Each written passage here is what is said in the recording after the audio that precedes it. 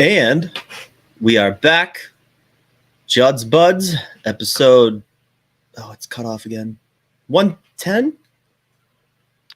Maybe. Why is it cut off? I can read it. I have it minimized because I have 14 different tabs going. But anyways, I think it's 110. I think that's what I saw earlier. Doesn't matter. Pretty relevant. As always, your host, Spoke Z, joined by my good buddy, Mr. At State of Hoppy. Hoppy, how are we doing on this when you're listening Friday, if you're tuning in live Wednesday? I don't even know how to respond to that. Doing okay Wednesday. Friday is a bit up in the air. Good. All right. Love that.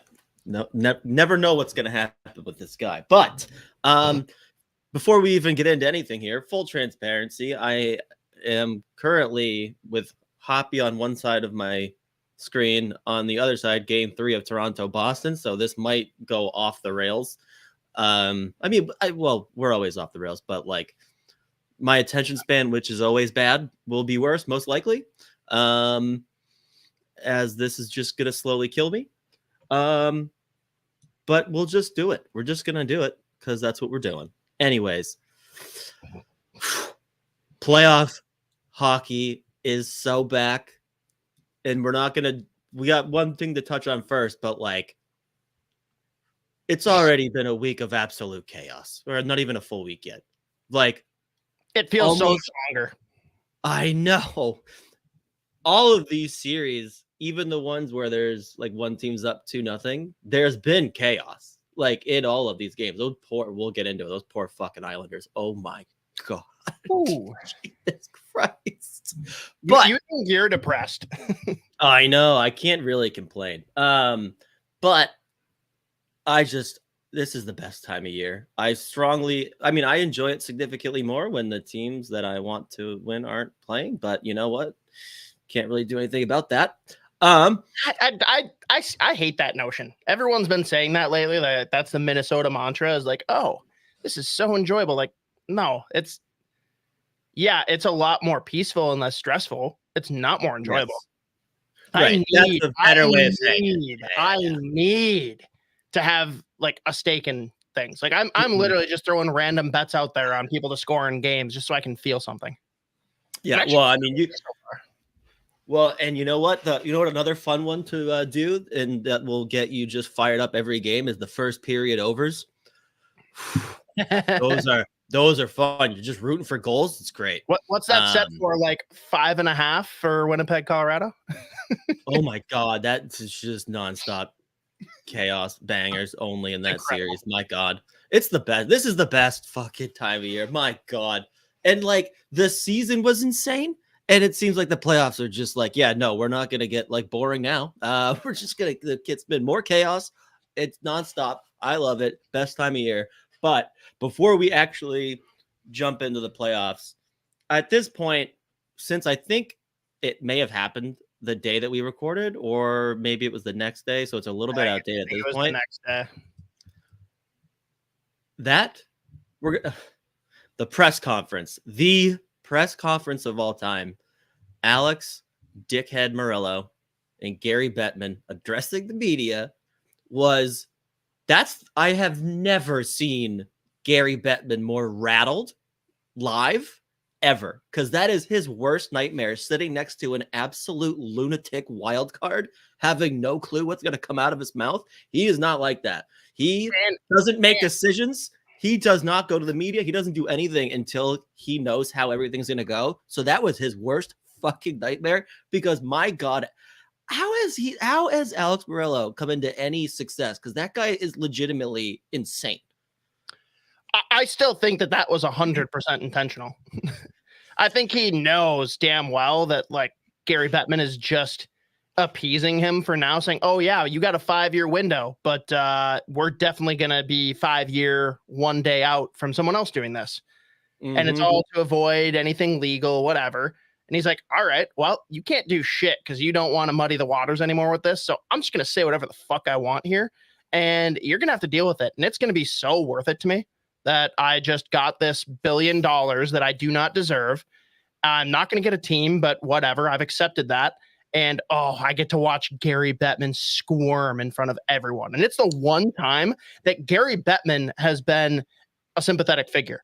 People are like, oh, fuck. Like, poor Gary. Like, he's a cool guy. And fuck this Morello guy. Yeah, and when you say squirm, he was like literally he was squirming. I had to zoom in. I took the screen recording of this, but I zoomed it in on Bettman. The amount of times he's going like he's literally twitching and like putting his hands up like what a fucking dumbass. And he's just and eventually when he cuts him off, goes, you don't have to. I already said it. And he like grabs his wrist. I was like, oh my God. Like, this is out of control. Are you familiar with he's like a video game streamer, like whatever what's Twitch guy? His name is Sketch. Have you heard of this guy? No. He's literally like got all of like the tics and like can't help but move around. And he comes off as being a guy that's like maybe a little slow or challenged. And he's not at all. He's just like very socially awkward. And he has some of the like greatest rips and one-liners, but he like looks so awkward as he's doing it. And to take those video close-ups of Bettman and just dub over the things that Sketch is saying, I think that's all I need to complete my life. Yeah, I mean, it sounds like you got to take the next couple of days off of work and just dedicate yourself to that project because that might be a banger. Fun. But it is. Every time he opened his fucking mouth, though, I threw up. He is. Get that piece of shit out of the NHL forever. Like, however they need, whatever they need to do to force him before the 5 years up, like, all right, fine, I won't actually fucking try to come back because there's no fucking way he can ever run a team again. Like, there's no goddamn way he can own a team again. That guy sucks so bad. And all of those answers were legitimately infuriating. The best one. There was two for me. If I'm ranking the best, and maybe that's what we got to do for next week is actually have a formalized list. But the one where he's like, Gary's trying to say he's loved me here so far. He wants me here for another 5 and then another 5 after that. And Gary's like, exactly. Yeah, he literally goes, yeah. And he twitched. Like, he's like twitching. I'm like, Jesus fucking Christ. The one that really got me is as he's sitting right next to Gary Bettman, he says that he has been gagged and threatened and unable to speak by the league. And it's just like, you're sitting right fucking next to him. It is insane. Like, bro, you didn't even go to the last game. What do you mean you were? Which is beyond cowardly. Unbelievable.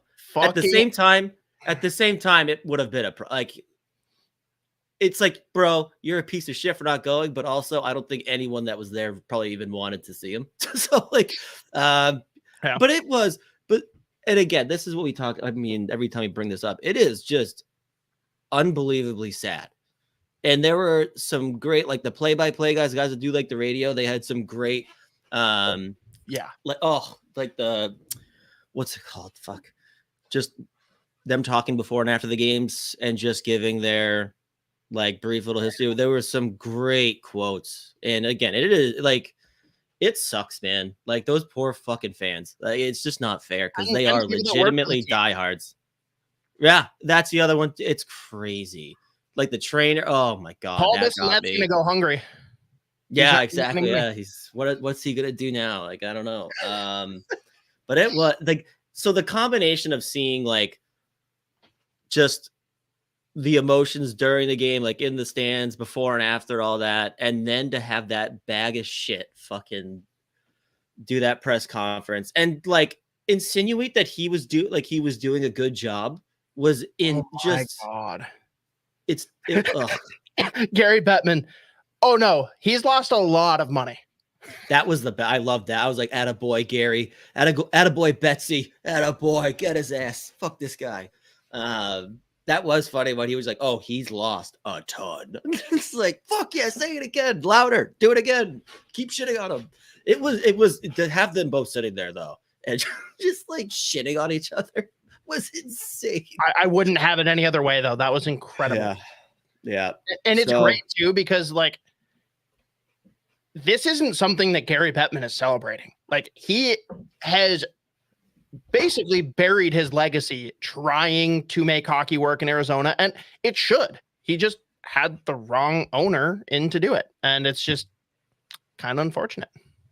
It is mind blowing to me that they have been this dedicated. Like, they were like, the NHL owns the team for a while until they found an owner. Then they find this guy and he fucking sucks. And it couldn't have gone a whole lot worse than it did with this fucking ownership. After they're like, oh, this is the guy that'll be good for us. He brought back the Kachinas. I'll give him that. Yeah. Success. And Twitter was real fun for about a year. Yeah. That was his kid and all his friends running it. Unfucking believable.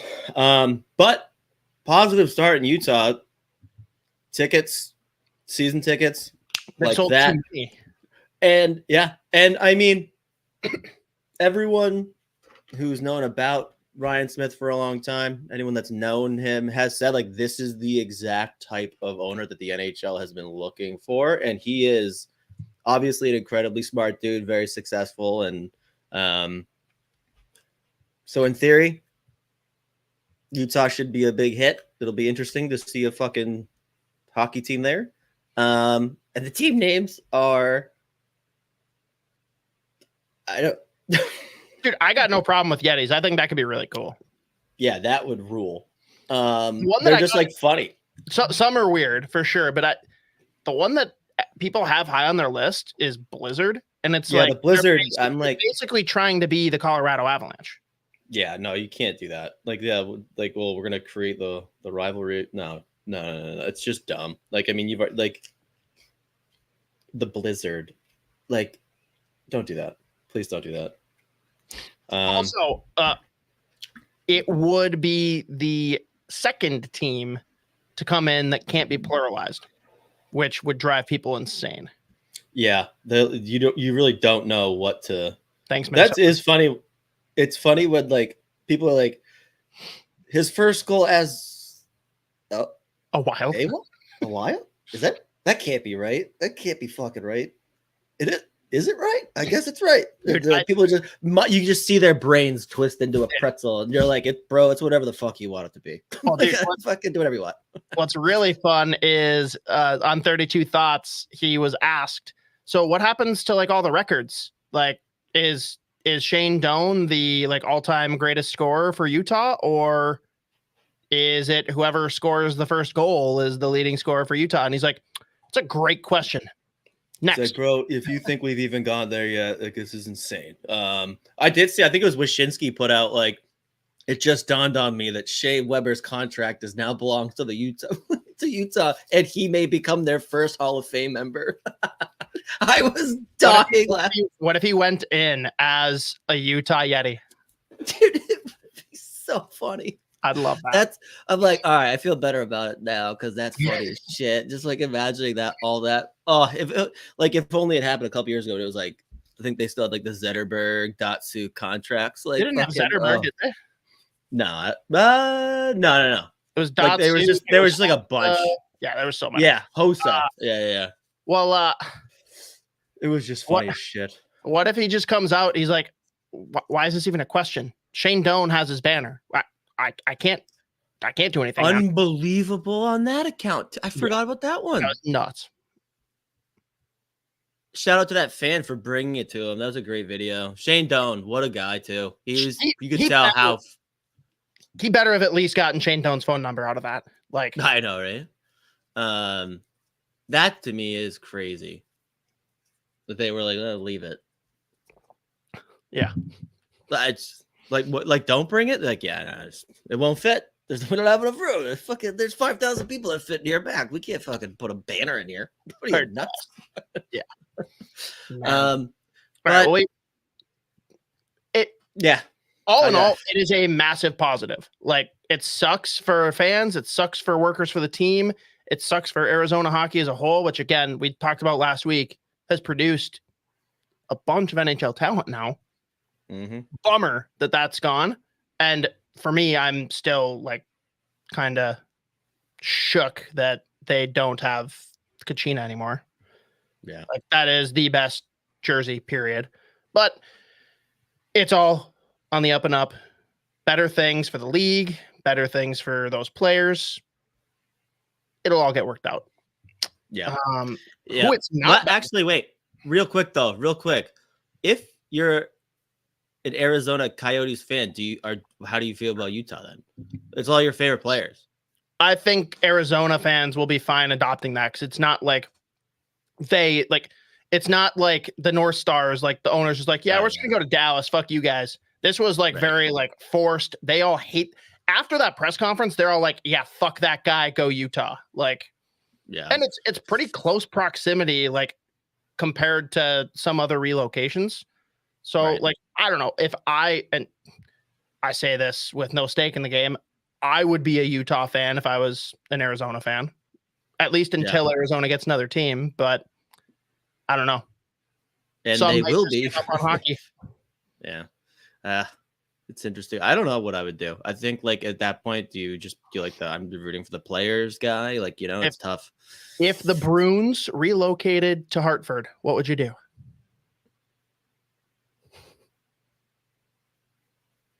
I don't know. Fucking move to Hartford. No, I'm just kidding. The place sucks.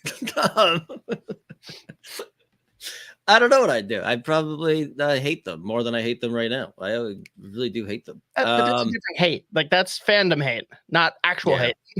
Yeah, fair enough. Yeah. All right. But yeah, we can move on.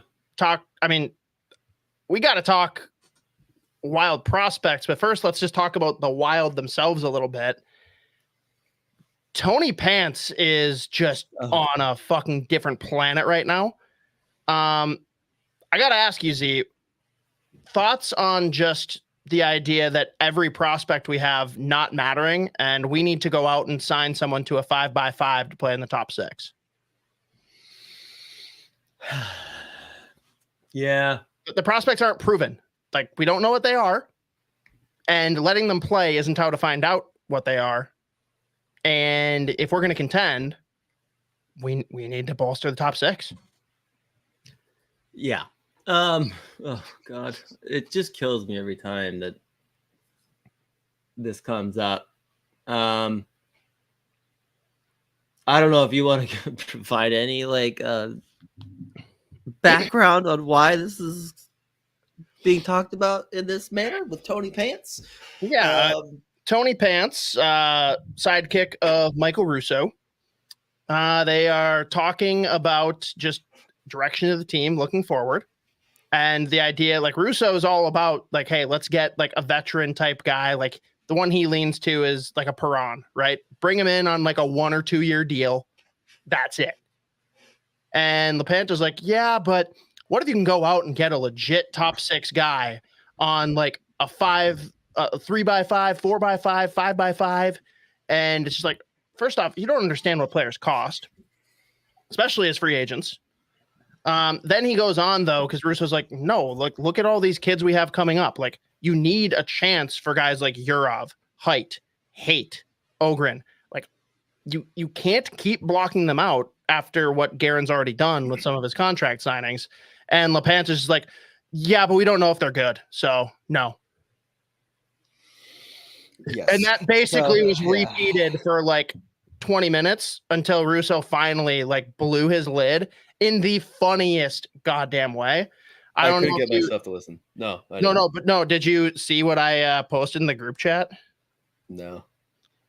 I'm going to pull it up here and just read it verbatim because it was incredible. Russo finally reaches his like snapping point and he says, I'm the beat writer. Tell me about Feller's Ranch again. Because like they had been talking about like a new sponsor, Feller's Ranch, quite a bit. And he like flat out, I'm a beat writer. Tell me more about Feller's Ranch again. And he's like trying to get off it. And he's like, can we get to like sponsors or something? Because I'm done. I can't do this. So it was incredible. And now whenever Tony Pants makes a ridiculous post, which I'm going to have to be on top of, that's going to be like a full-time job. I'm literally just going to be like, tell me about Feller's Ranch again. It's just too good. Oh, God. It's just like, so this is the shit that drives me crazy, man. Like, This is from oh man, I always forget. Worst seats in the house. Worst seats in the house. And I'm like, for me, I'm not trying to go on a pot and just shit on someone for the sake of being like just shitting on someone. But that's not what this is. No, I know. It's just and it's not like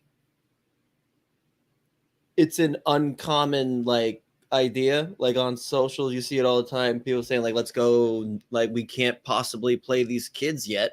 And it's just okay, well, we did that with Faber. That worked.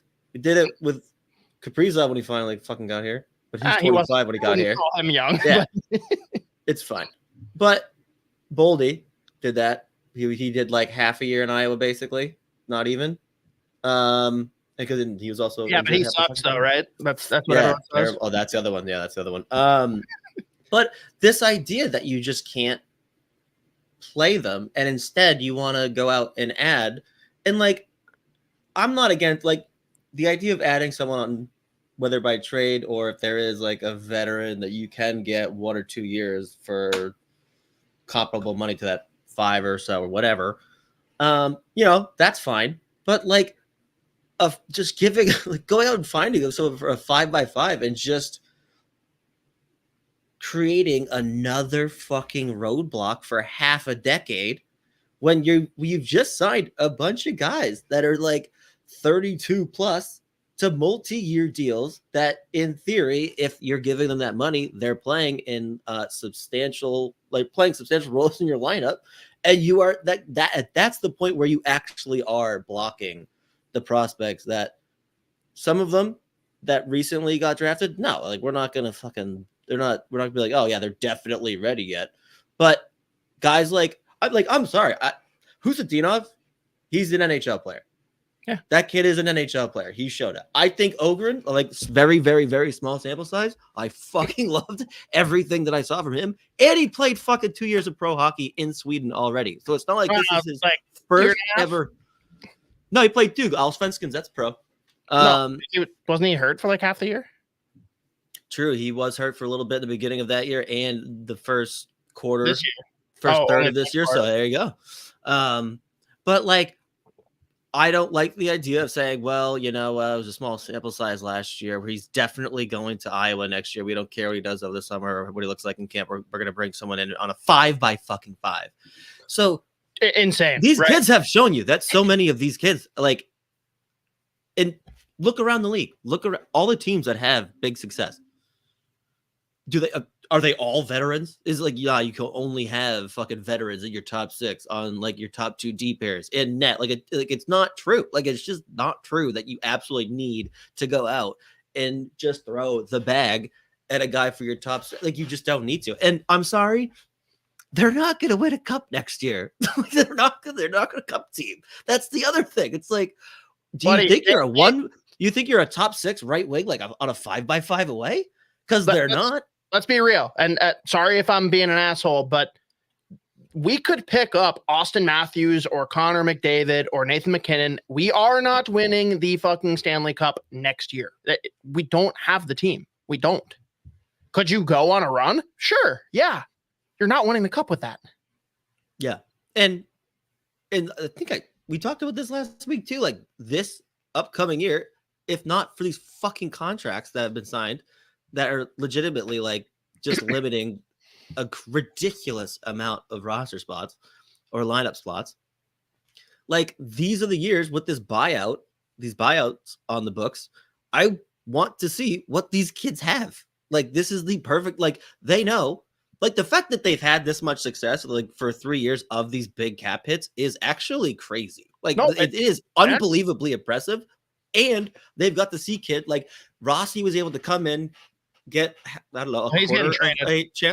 quarter of a chance, and then this year comes in 20 goals plus.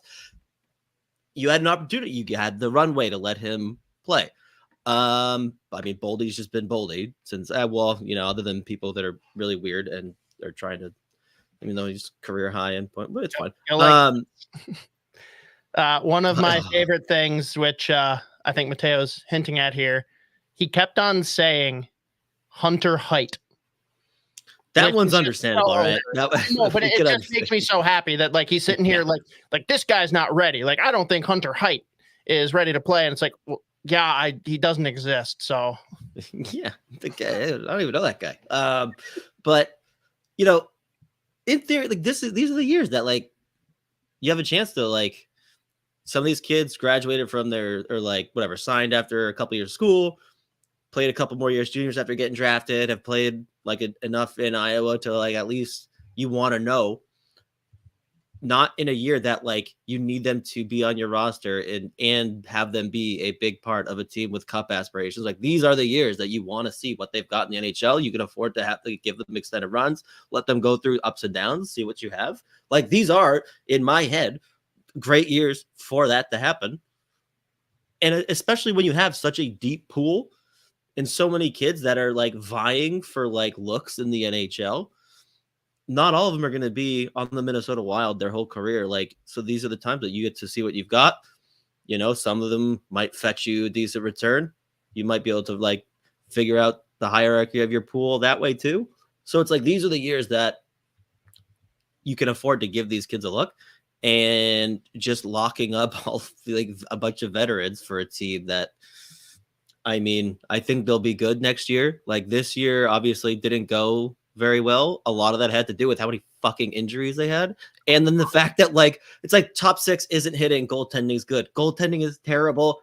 Everyone else is scoring. Like it's fucking unbelievable. It was just one of those years where like you couldn't have success up and down the lineup and be healthy for more than like 10 minutes. It was just one of those years. But that's my big beef with the whole like go throw the bag at a top six guy who's 30 years old. He's played fucking 400, 500 games in NHL because that's like, and Russo's like, so what, you're going to get like a 31, 32-year-old guy that wants to sign? He's like, no, I think there's 27-year-old guys. What the fuck are you talking about? Like, do you know anything about how NHL free agency works and when players precisely rake in money? Like, right. And I mean, it would be, my thing is, if that's what you're looking at, I want to know who like that. You should have a player that you've identified. I haven't looked into any specific players, but you know they're out there. Dude, come on. So that's the big thing with me. I like this is the time that we have an opportunity to see what these kids have. But I mean, maybe we don't with how many guys. Like I think Kuznetsov's ready. I think Ogren could be ready to play legit NHL minutes and be an NHL player. Yeah. You know, we'll see with guys like Hate.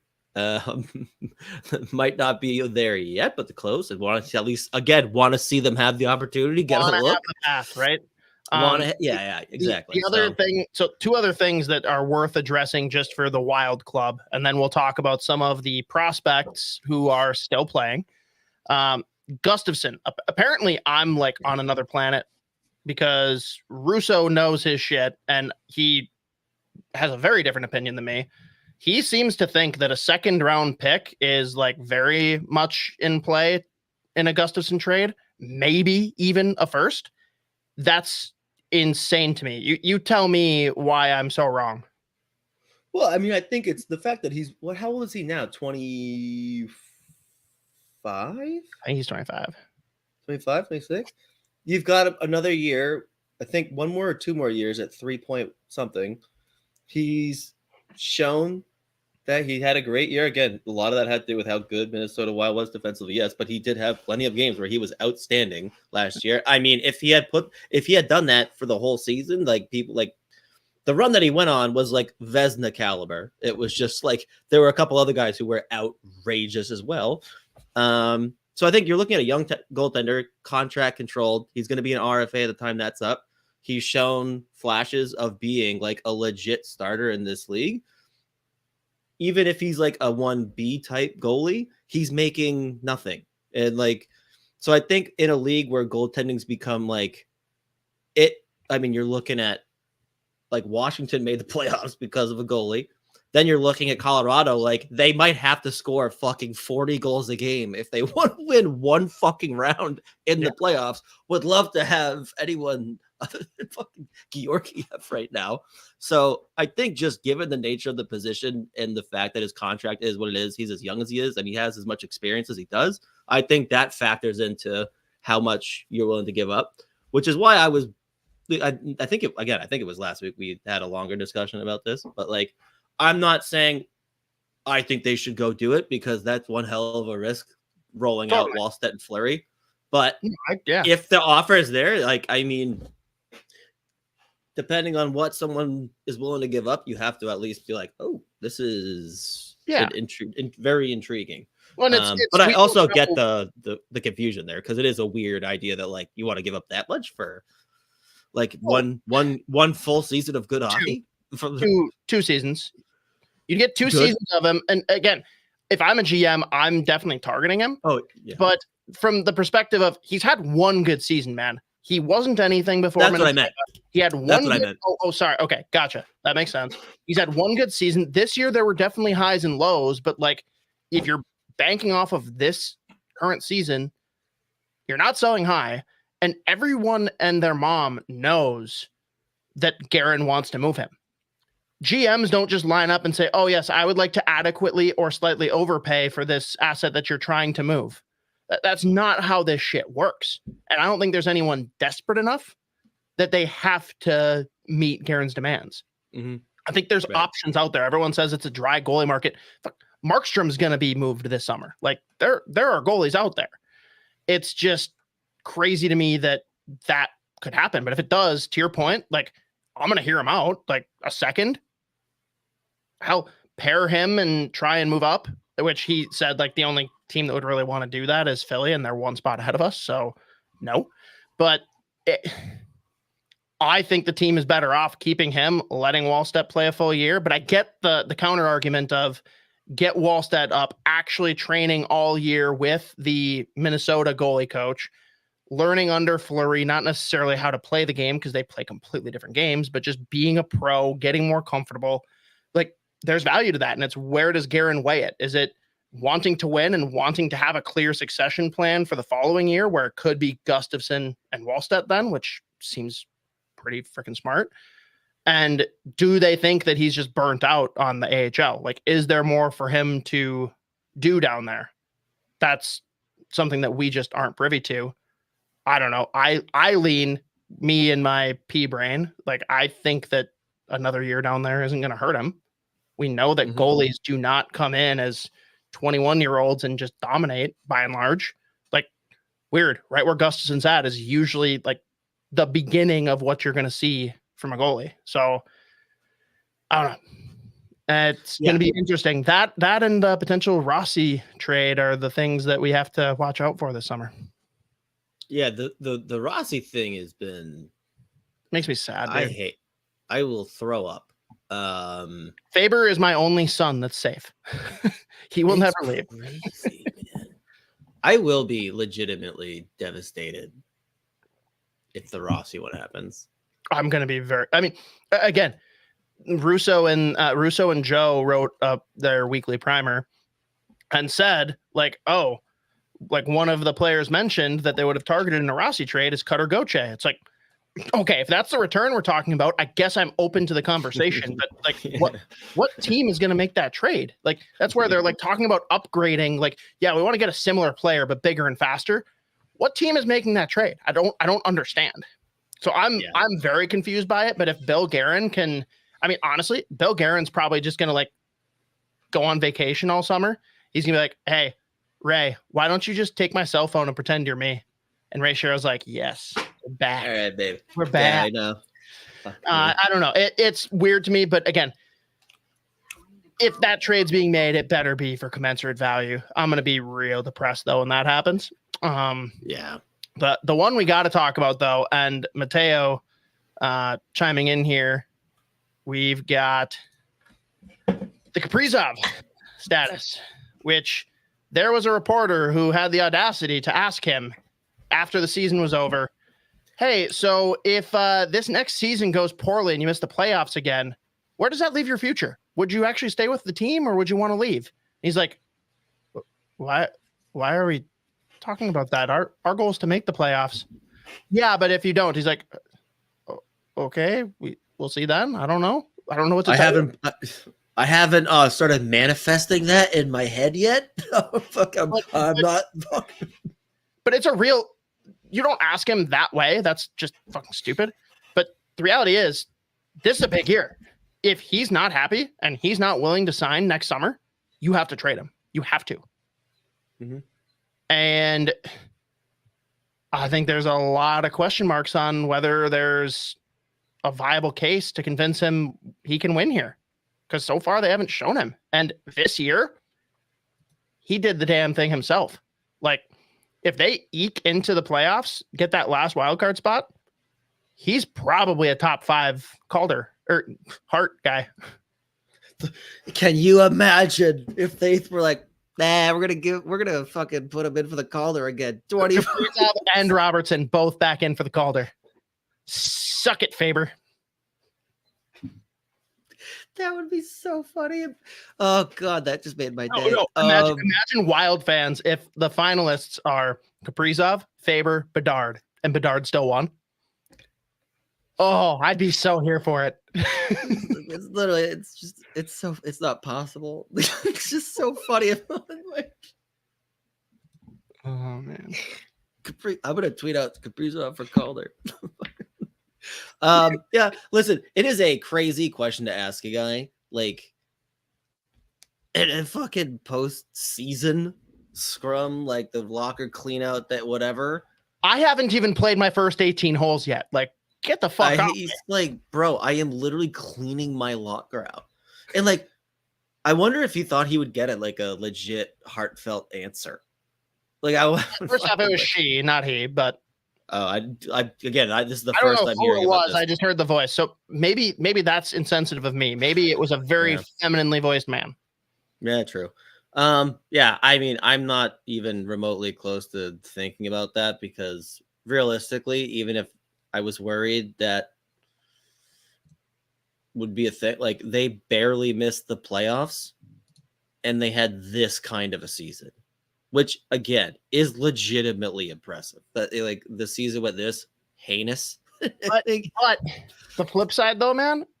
But I get it. I mean, like that'll be a real discussion, I think, obviously next year. Like if they get off to the same start as last year, that's all anyone's talking about. Oh yeah, it's gonna 100%. But for me, I agree. Like on paper, you would think that this team has to make the playoffs next year. But dude, look at some of these teams that are only getting better. Like there's not many teams going the opposite direction. Like point out the only team in the Central that will definitely be worse is San Jose, and that's because they literally traded all their good players. They moved Hurdle. Yeah, no, you said the Central. You said the Central. Oh, sorry, in the West. My bad. In the West. I did say the Central. In the West. And point out another team that's like getting worse. Not staying the same, but getting worse. Mm-hmm. Anaheim is going to be better. Chicago is going to be better. Like, find me another bottom feeder or find me another middle of the pack team that's getting worse. St. Louis. Maybe Calgary. I don't know. Why is St. Louis going to be worse next year? Well, I mean, maybe not worse, but they're definitely not getting better. Sure. But, like, were we notedly better than St. Louis? Mm-mm. No, I think they finished worse. Well, no, I mean, but full roster, like, we're maybe a notch better. Yeah, I'd say so.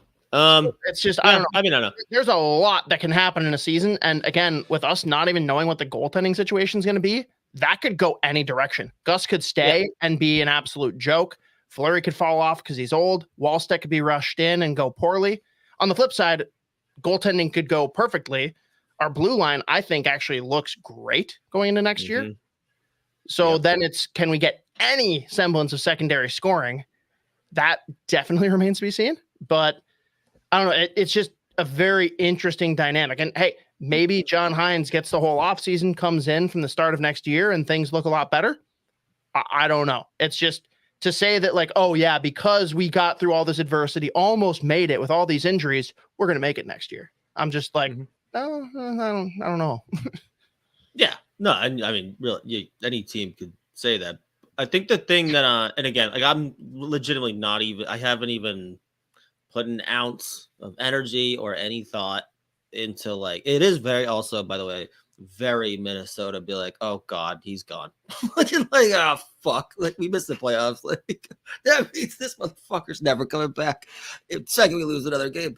But the one thing about him specifically that I'm like, oh no, like this kid, and I'm not saying this definitively or anything, but like just the passion and how fired up that kid was, even after they were eliminated from the playoffs. Every time he scores, every time his teammates score, he is like the most fired up out of all of them and just going nuts. So I still think like this isn't a kid like looking for an off ramp, or I mean, I just actually watched or I saw the clip of the question and he was just like, what the fuck? Like, huh? Like, I don't even realistically, yeah, maybe it is already in his head. Like maybe he is thinking about it because it's, you know, your fucking career. You have to. But he seems like a kid that hasn't really put a whole lot of like planning into like, yeah, am I going to stay here forever? Like, I feel like he's very much engaged in what's going on. And clearly he's loved Minnesota since he got here. So again, I can't even get myself into the mental space of like, is he going to leave once his contract's up? But I mean, he's Russian. That'll become a conversation, obviously, depending how the season goes and all that. So I don't know, but I could not be less worried about that right now. I could be less worried, but it's definitely not something that I'm freaking out about. Mm-hmm. Let's talk about the only members of the Wild organization that are participating in postseasons. And let's lead with one of the guys that we hope is a positive influence in Kaprizov staying. Danila Yurov, what's up? He is, as of today, Metallurg swept Locomotive. Loco's their junior team. He is now a KHL champion. So we have, again, like there were rumors of the contract, whatever. I don't recall ever seeing anything about it being official, so we'll see. But perfect end to a phenomenal bounce back season for Danila Yurov. And the thing about his postseason specifically, and like this was a common theme as the season went on, he was playing so well. So you look at the 4 games in this final series, he didn't put up any points. I think he had, let me pull it up one more time. He had, I think, 11 block shots, 14 hits, 6 takeaways in those 4 games. So he's turned himself, well, I mean, and again, like this is what he was doing all year long. But like even when he isn't scoring, and he did have a monster year where I think he did end up beating Tarasenko's U20 KHL scoring record. But even when he's not putting up points, he is a legitimate two-way factor. Like, and he played a ton of center this season. And he did the same thing in the playoffs again, where he was right around 50% the face-off dot. There were a couple of games that, you know, they put him back at the wing. So he was playing like pretty much any role they needed him to play. And they had a monster playoff. But even when he's not scoring, he's being a big factor for them. He kills penalties. He's on their power play, special teams player. And again, like he's flashed all that playmaking ability throughout the year. He scored a couple goals in the semis. Like I think he scored in the last 3 games of their semifinal series. He just had a monster year. So congratulations to him. Very happy to see that. And again, we'll see what happens now, because I really don't think he has definitively said what he's going to do next year, which is fascinating to me. Obviously, that'll heat up now, but congratulations to Danila Yurov. Just a phenomenal season. He was so fun to watch all year. Finally got his first actual shot in the KHL, and it worked out quite well for him and the team. So he's a guy. And again, like even though he's playing abroad, the fact that he's got a couple of years of pro hockey under his belt now, and especially this year, it's only like that just speeds up that process or the timeline. Like once he does come over, like does he actually need a ton of time in Iowa? Does he really need a full season there? Maybe not. Because the KHL is a pretty fucking good hockey league. So, but yeah, they swept the final. Congratulations to Metallurg. Their coach, way better than that fucking dickhead at SCA. So we'd love to see it. Yeah, we'd love to see that. I do need a couple of eventual shifts. I just need so badly a couple of shifts. It's not going to be a line in the NHL, but I desperately need Kaprizov, Kuznetsov, Yarov. I need it so bad. Why not just trade for Kuznetsov and just make it happen now?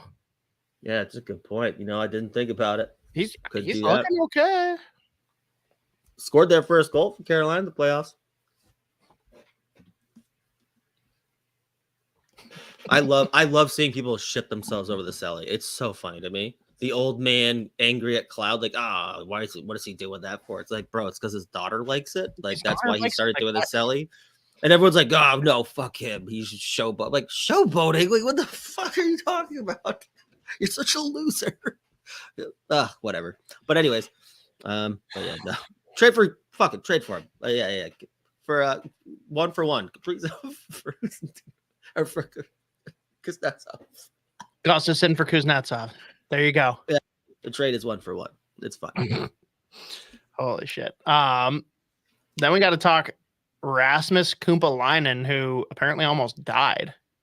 He came back 2 nights later. He was fine. Scored a goal. I think he played like 26 minutes at center for Oshawa. And I think that was the game they clinched their second round series. So that looked so bad. Did you see the play? He got it wasn't a bad hit or anything, but he got thrown just like a shove, I guess, into that wide open door. And it was like the perfect right where your the pad stops, right to the fucking ribs, right into the corner of that open door. And his whole body, oh god, I was shocked. It wasn't like a broken rib because he left the game, but then immediately again came back.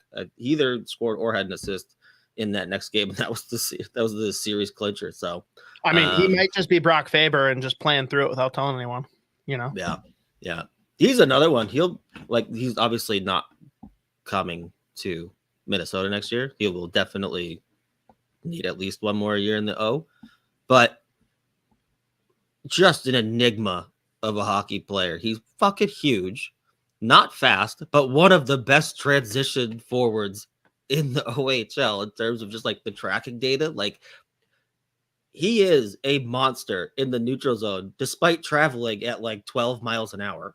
You can't take the puck from him, and he just knows how to use his size, and his hands are a joke.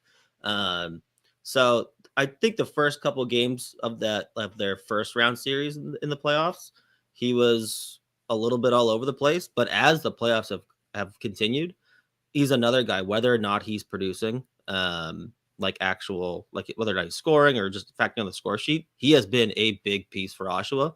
And I think they're playing North Bay in the semis.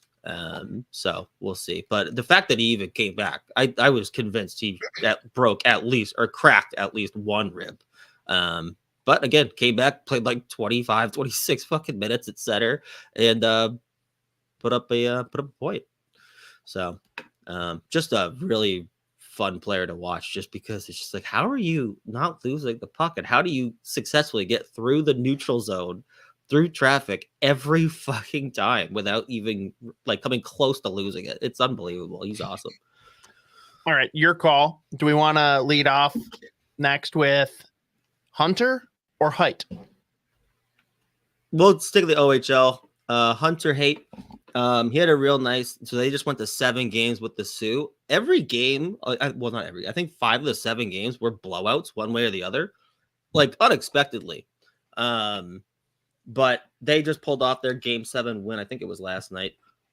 He's looked good. He's not. I think he's got. Oh, it's gonna drive me nuts. I don't have it up in front of me now. That's annoying as fuck.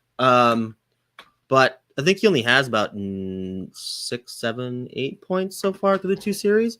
But he has been the one goal that one of the goals that he did score was outrageous, which is kind of what he tends to do. Whenever we tweeted out or we posted the goal compilation from the season, and it's just every time he scores, it is absurd. It is a highlight reel goal every fucking time. Just ridiculous hands, the speed. like his ability to play and like think the game as fast as his hands go and his feet move, like it is impressive. So he's been great for them. And they are also moving on to the semis now. I can't remember. Oh God, it's North Bay. They're playing Oshawa. That's gonna drive me nuts now. But yeah, anyways, he's moving on to the semis, and again, they're hosting the Mem Cup. So either way, he will be in that tournament. I like that. Mm-hmm.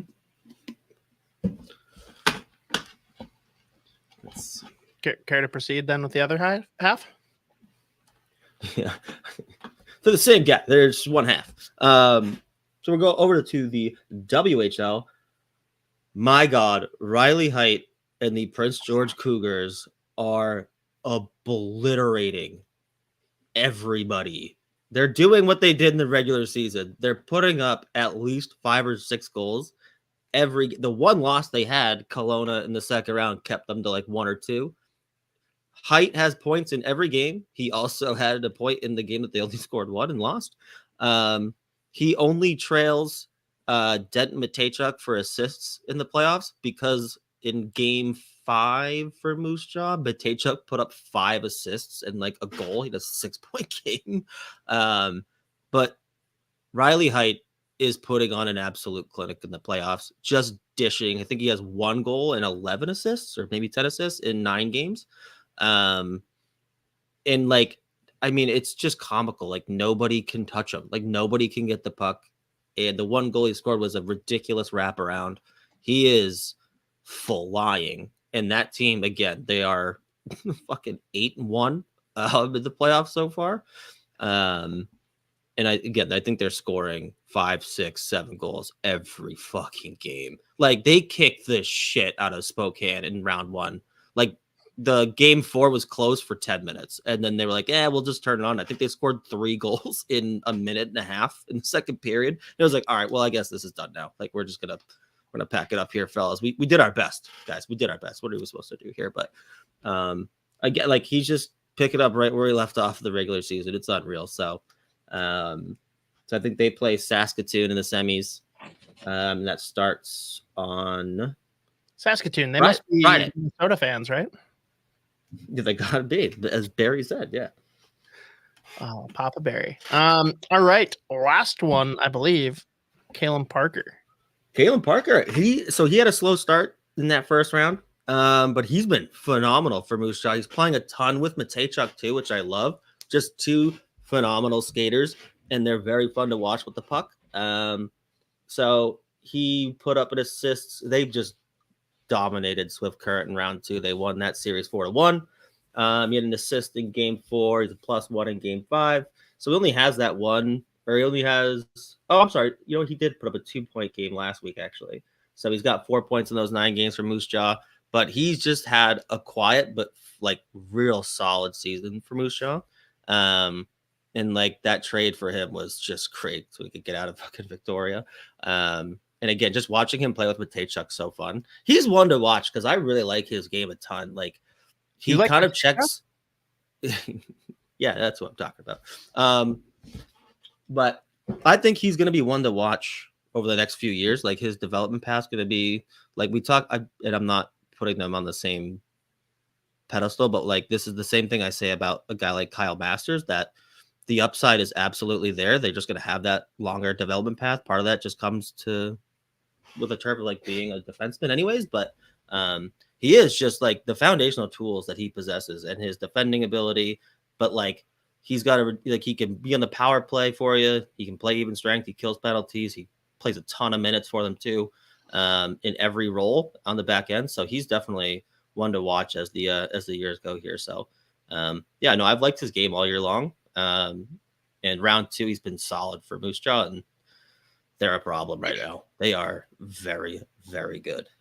So they play Saskatoon, and Prince George plays Portland, and that's the other team. So I think Portland has swept both of those. That's going to be a ridiculous series. That might go. That one might not be a quick series. Fair. But yeah. Crazy for me at least. Maybe this is like something that you'll just be like, yeah, of course. 32 thoughts. Merrick discloses that apparently there is a rule in the CHL that if you play anywhere in the CHL and have a son that is good enough to play in the CHL, you get like reciprocity and get to choose which league they play in. They aren't like locked into where they're born and regionally playing there.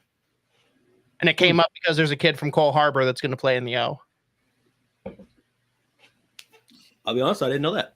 That's just I don't even like I can't even think of something comparable that you could even like say, oh, what if another league did this? Like, no, that's like a strictly Canadian nonsense, like throw it in there with their monopoly money, like just a weird rule.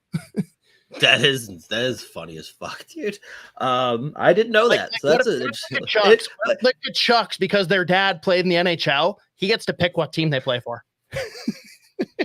Or at least just gets to pick which division they play in the NHL. Like, okay, on a day-by-day basis. Day-by-day basis too. Like contract year, he's only playing for teams going up against like the fucking San Jose Sharks. He's like, he just played them 82 times, put up 250 points.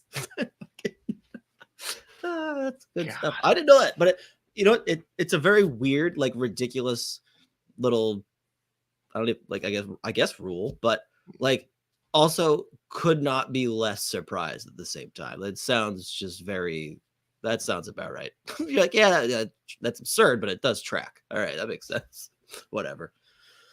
I mean, just as crazy as the idea that Toronto's apparently a front runner to get a second team as soon as the next two expansions roll out. That seems like such a bad idea. Yeah, I hate they piss me off. Everything they do is will you love the second Toronto team though, in spite of the existing Toronto team, or will you because they will just get the same fans. Like it's really yeah, they will. The only way that team will survive is if their tickets are half the price and they cater to normal people. Yeah, what if they just actually their whole business model is undercutting fucking Toronto people? I would love that. Because, like, they're not going to get any radio time because literally all of that is run by a weird part of the ownership group of the Leafs. Like, they're the Toronto Oak Leaves, and they just exist solely to fucking piss off. No, dude, they're going to go full heel, and it's just the Toronto Pot Leafs. And they go with green St. Pat's jerseys and just call it a day. They're a fucking Wiz Khalifa. Isha would have such a debacle on his hands with his just outright hatred of anything Toronto. He'd be like, fuck, I kind of have to cheer for these guys. Yeah. This is ridiculous. Oh, Mateo, this is a good cut. I like this. The Toronto Blue Collars. Oh, my. That's actually awesome. Mateo, I fully endorse this as the team name. That would be incredible. Well played, Mateo, you son of a bitch. That's really good. Credit where it's due. Yeah. Okay. I guess we can spend as much or as little time as you want talking Stanley Cup playoffs before we crush out the Finnish draft eligibles top 10 list. Yeah. Yeah, I guess it doesn't really matter what order we want to do that in because it's like. Well, you tell me, I guess.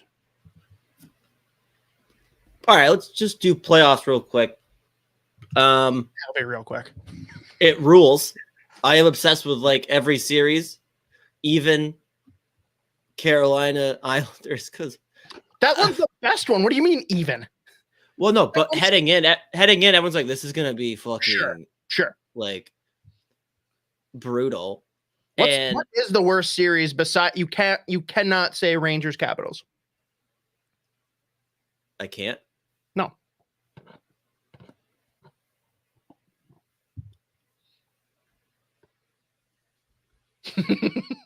I mean, I don't know why I can't, because that's like it's not close. Like I think, and like I don't even think there is a worst one.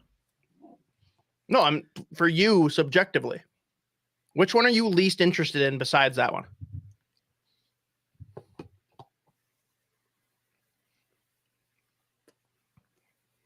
I'm not really. I don't have one. Like that is the only answer. Like I don't really give a fuck about that one. So there you go.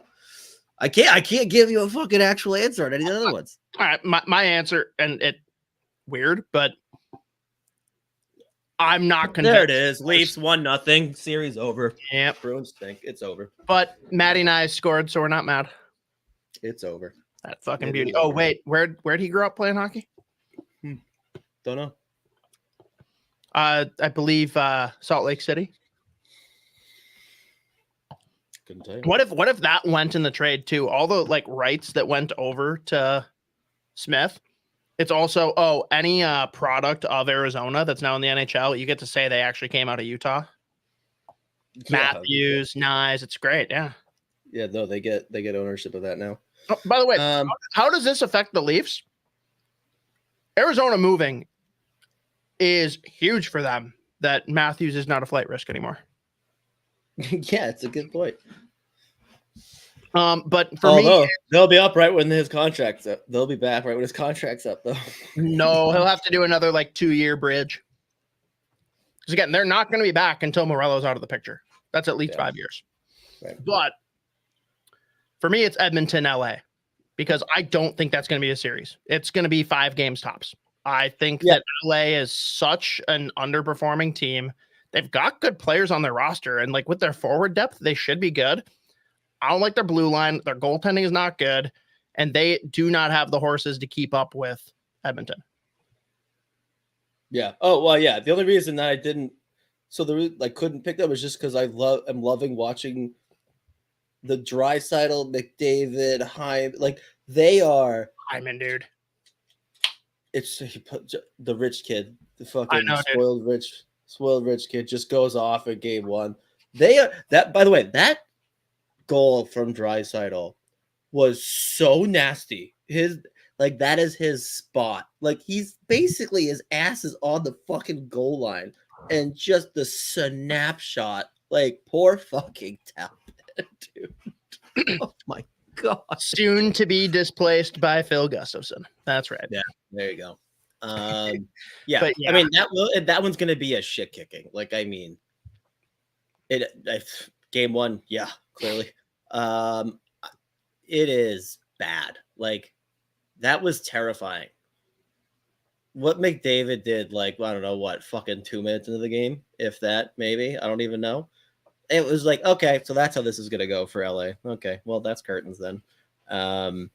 They are, when they get going, they are one of the scariest teams in the league. I mean, I think they had one of the best records, or if not by far the best records after the coaching change. They just didn't lose. It was, and it's great because they don't even really have to play much defense, and they still did. It's they're just and Bouchard with 4 apples, no big deal. Oh god, yeah, he rules. He looks like he's fucking 45 and he's 20 something years. He's what Kalen Addison would be if he was 2 feet taller. Yeah, exactly. Oh man. By the way, people are saying that Dean Evison should be the coach for San Jose. That would pretty much ruin my life. Yeah, that would hurt. We wouldn't like that. Poor Kalen Addison. It's not even fair. Kalen, can get me out of here. How break it down to minutes, unless hours is more appropriate. How much time did you spend crying about Mark Stone scoring a goal? I loved every goddamn second of that. That's awesome, dude. I love it. I think the Stars beat writer for The Athletic tweeted out he's third in ice. He's third most ice time. I'm it's been 1 game, but all right. But it is. He just immediately scores, plays phenomenal, plays 22 minutes. Magically, he is just fixed. He's better. He's not even hurt at all. He doesn't even feel pain. Of course, it was only going to be him scoring the first goal very early in that fucking series, and he was outrageous. That being said, what a play from the Logan Stanko, but I think he actually did stick lift Mark Stone himself to get that assist to I think it was a second goal for Dallas, maybe. Dude, so he already lives. He's doing his thing too. But it is amazing. People just shitting themselves over the Mark Stone thing. I'm at this point, if you don't really have much of a vested interest in either one of these teams, you should just embrace how funny it is. I'm almost a Vegas fan because of it. Like I love that chaos. Also, dude, I'm literally like, humble brag. I'm at the gym for that first game, and I'm just watching it on my phone because I was literally, when you have a kid, you don't really have time for anything. And Buchagras, as he goes to the sidewall, as William Karlsson goes to the sidewall with Miro Heiskanen, says, "Look at that. William Karlsson and Miro Heiskanen battling it out, two of the best at their respective positions." And I about dropped my weights on top of my head. Like, what? I love William Karlsson. Guy's awesome, but what? Like, maybe if 3C counts as a position, sure, I'll allow that then. But psychotic to look at William Karlsson as one of the best at his position. What? Yeah, we put that in the take quake category for sure. But you know what? Again, outrageous, but couldn't really be less shocked. He OD'd on Parm that night. Not his fault. No, too many bad Parms. Bad sauce. The one question I have that's got me really worried, because granted, I said that the series would be in 7, so it's not like I leaned that heavily, but I've been pretty firm for the last 2 or 3 months that no matter who they faced in the opening round in this middle grouping from the Central, I'm pretty firm that Winnipeg is the better team. Is Hellebuck broken? Is he okay? Because that's 2 games in a row where he isn't playing bad, but he's not the heart contender that he was all season. Right. And I did think game 2, when they killed that penalty, he made there was a big shot block. He also, right before that, made a ridiculous save. They go down and Scheifele goes shelf. I was like, uh-oh. Yeah. Okay. This is when they're going to fucking absolutely step on them again. And they just didn't. But that is also just how absurd Colorado is. Even if they stretch this out, like you said, I think I ended up picking Winnipeg in 6, because I do think that at this point, even if you want to take the goaltenders out of it, I love Winnipeg's lineup up and down. Their depth, dude. Ooh. Yeah, I love it. And Colorado, they addressed a bunch of areas that I was like, yeah, that makes sense. That fills in. I like their additions, but the fact that they made all those deadline moves and didn't consider, well, I'm sure they did consider it, but they just didn't address the goaltending thing. I mean, that's a problem, a big problem. And they're going to have to, if they want to stretch this series out,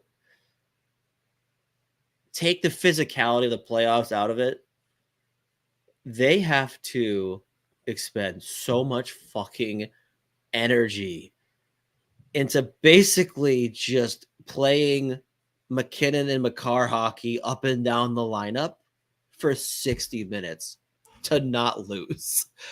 And it's crazy because they basically didn't have a goaltender in the net in game 1, got the shit kicked out of them, and still made it a 1-goal game at the end. They still did it. Ooh. Was that Eric? Was that Fred? Or was that Trent? All of the above, baby. But God, regardless of the score of that series in games, I need them just to play 7 times. I love every fucking shift is awesome. And I tweeted this out at the time. I truly believe that Ross Colton must be forced to retire from the National Hockey League. For what?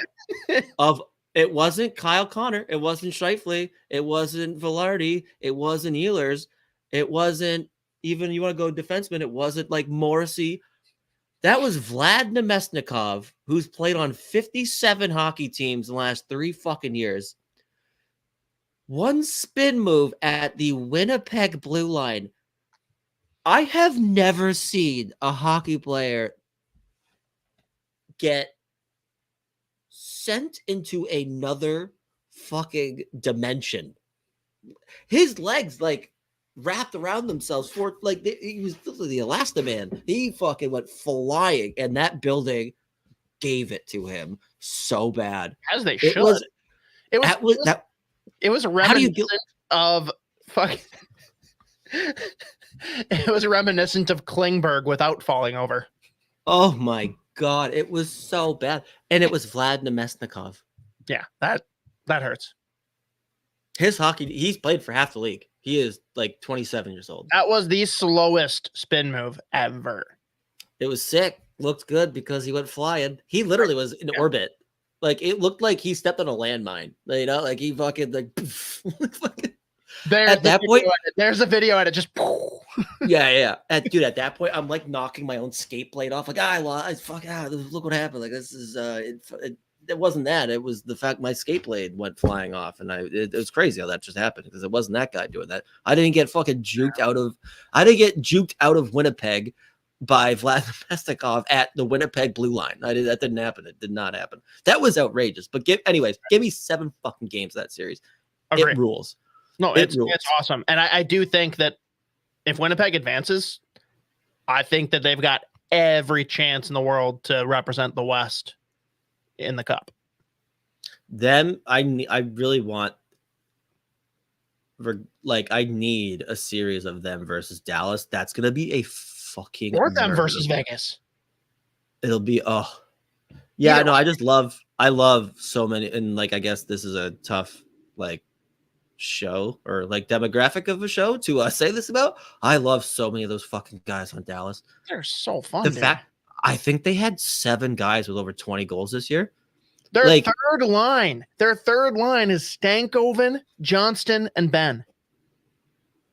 What? Oh, yeah, it's comical. They ruled that up and down. That fucking lineup is incredible.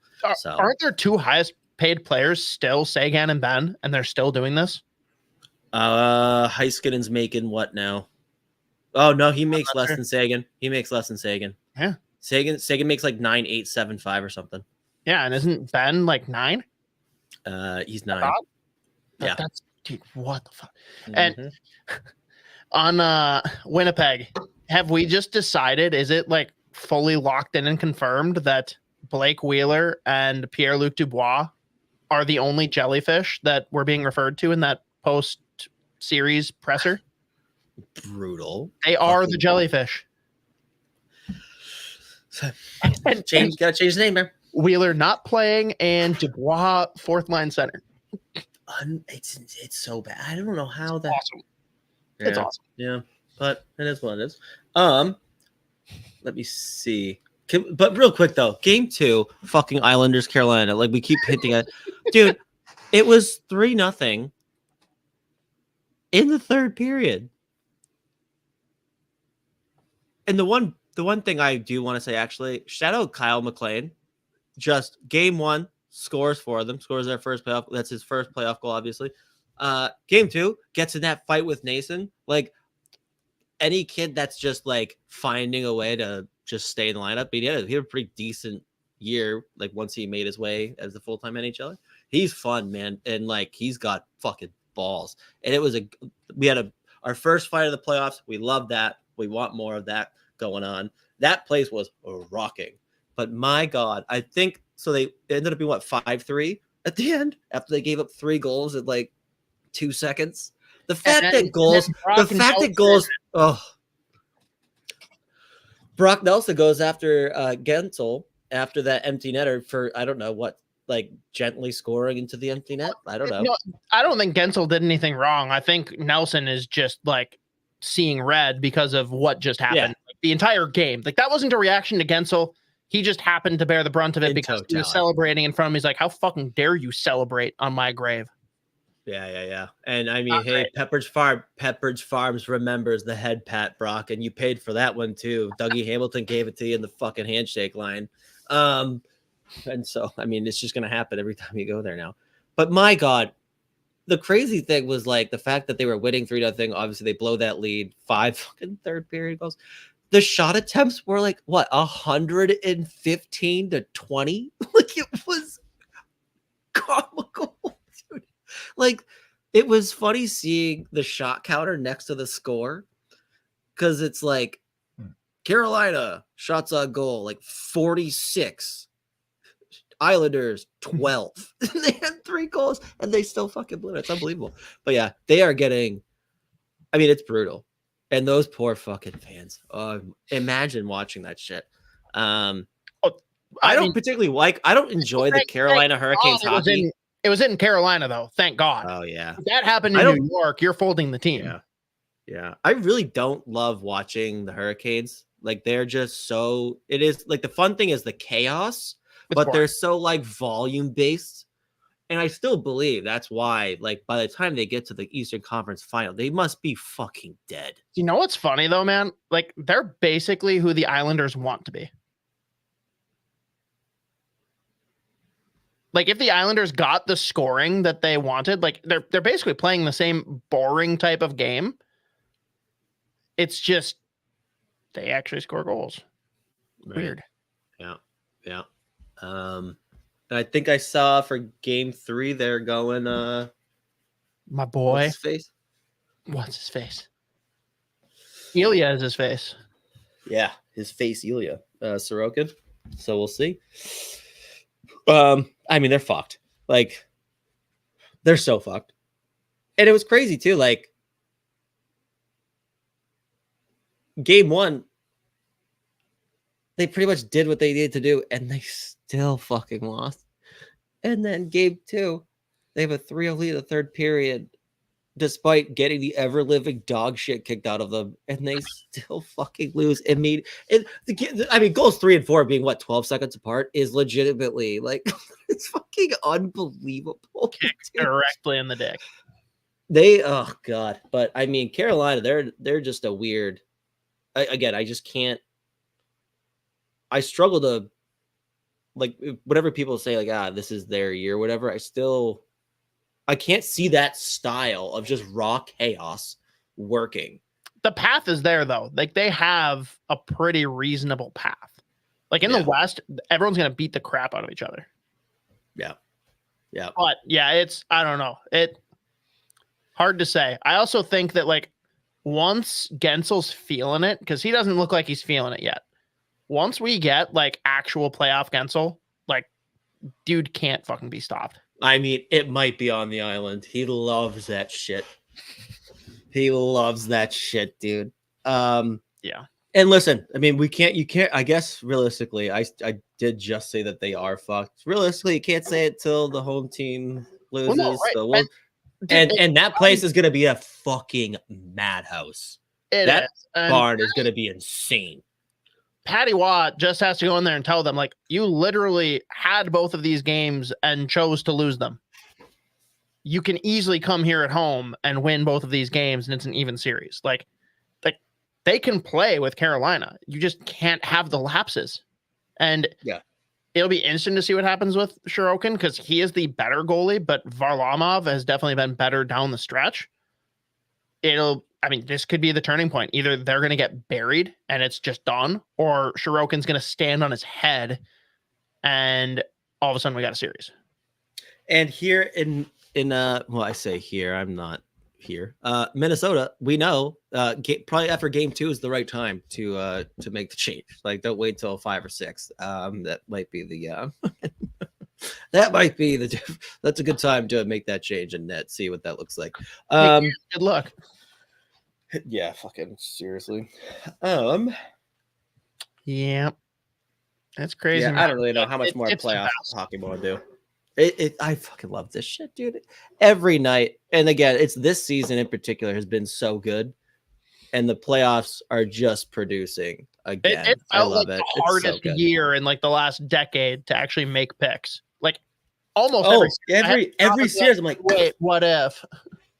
Even the ones where you're like, I mean, I know in theory this shouldn't be this hard of a decision, but Rangers were the only one that took zero thought for me. Yeah. And that hurts me to say because I still think they're fraudulent, but the Capitals are even more fraudulent. So. Yep. But I think we can. I mean, we're hour 22 here. And we can just go to the draft stuff here. Okay, draft stuff here. Again, we are cranking out the top 10 list, the final top 10 list before we get into more holistic draft stuff. I mean, once we get through the draft lottery, we'll talk a lot more about what the Wild could be picking. I'm sure we'll do various versions of maybe not necessarily mock drafts, but like who would Z pick, bringing on guests, which we've talked about for like 2 months now. And maybe one of these days we'll actually reach out and get a guest. That also sounds less fun because then we have to remotely behave. But we got top 10 Finnish draft eligibles. This is the first list that does not have an honorable mention. There is 0 honor in Finland. Yeah. But I mean, we'll just get right into it here. Let me should probably share what we've got. And a big reason for that is like the last like picks 7 through 10. I really at that point was like, I mean, these guys are all gonna go probably similar range. I only have limited viewings on them anyways, and then like that's why we didn't have the honorable mentions here. But I mean, want me to just start it off here? Because number 1, it's not close. Well, number 1 is not close, but let's throw it up here. Oh yeah, baby. Consta Helenius. He is a center. He plays. We'll see what position he ends up in the National Hockey League. He had a fucking incredible season playing in the top league in Finland as a second line center for a good Ukraine team. Again, 2-way center. He can, he's shown that he plays wing too. He's got tons of offensive upside in terms of just like his ability to produce without maybe having like the way that he produces. It's not like highlight reel plays. It's not these like ridiculously skilled plays or anything like that. He's just constantly in the right place, the right time, plays the right way, is unbelievably smart. One of the smarter forwards in this draft class. So, I mean, I think at this point, with how well the season went, how well he played at the World Juniors, another guy that just like factors into every game, whether he's scoring or not. He's talked himself into top 10 discussions. I think I put his tier 12 to 20. But 51 games in the top league in Finland as a fucking 17-year-old this year, 14 goals, 22 assists for 36 points. He was also a point per game in the playoffs for Ukraine. He's just been incredible. And like he started off the year hot, and all of us were like, all right, let's see if he can keep this going here. And he legitimately just did not slow down. First game, he went and played for the Finnish men's team, like the actual, like not U18, U20, just played Finland. I forget who they played. First goal of the game, scored. So he's just produced everywhere. And he is just such a good pivot as a forward. He can be in your top 6. If he's in your middle 6, you're loving it because, again, he can play center, he can play wing, he's going to produce, he's going to be a solid 2-way guy, he's going to kill penalties for you. Like, there's not really any area of the game where you're worried about having him on the ice. So I think he will go closer to 12 than 20. It's just whether or not teams are going to be able to see past him not being 6 feet tall and playing center. So we'll see. But he is just phenomenal. And there you go. The picture you used, he's rocking the gold bucket, which is, Love again, that. one of my favorite traditions. Just like the top fucking rookie on the team wears the fucking gold bucket. And it rules. Dude, I love it. They only did it for 1 year for Chell. I think it was 05, where they did what they called free for all. And like it literally up to 4 people just pick one player and you play at one end of the ice, and whoever scores the most. And whoever's in the lead gets the gold helmet. And back then, I'm like, what the hell is this? Like, I'm about it, but why? And it is such a cool tradition that I wish the NHL was that fun. It'll never happen, but that would be so cool. Although that might get confusing with ridiculous teams like Vegas and LA who already wear helmets like that. So, question though, because again, 12 to 20 is like no slouch. Beginning of the season, I'm pretty sure you had him at like 6 or 7 on your big board. So is it anything you've seen that has made him drop, or is it just the defenseman blowing up and being way better than anticipated? It has nothing to do with his play. It has been all just the fact that guys like Tish again, like Caden, even the forwards, like Tish again, like Caden Lindstrom, like Liam Greentree, all these guys have just like skyrocketed. So it has absolutely nothing to do with Constant Hellenius. Like he has just been solid since day one of the season. Here's a fun exercise then, and I feel like this is going to be pretty regular because it's two guys that we keep talking about for the Wild. Rank the three in order that you personally would draft them if you're Judd bracket. Constant Hellenius, Tij Ginla. I think you know who the third one is. Yeah. Mr. MBN, Michael Bronseg-Nygård. This is today. This isn't permanent. Today, as you watch your Bruins tied 1-1 with the Leafs, rank the three. I'll go Ginla.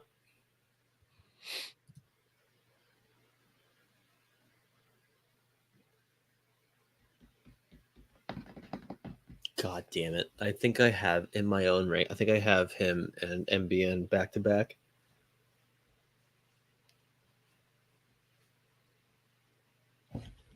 Fuck me. Don't hurt yourself. I'm about to with what I'm going to say, just because I think it gives more upside in this one, but Hellenius MBN. Sorry. So Tij Hellenius MBN? Yeah. Makes me sick. I think I might have them like literally. I know Hellenius and MBN. I'm like 99% sure they are back to back, and I think Ginla might be like 1 or 2 ahead. Okay, or two ahead. I mean, well, we'll keep visiting back on this. They're dancing if they get one of those three, though. Like they are. Doesn't it seem like a lock though that one of those three will be there? Should be. I could see that. I mean, if they pick 13, I could see those three. I mean, MBN might be there, but I could see both Ginla and Hellenius going before them.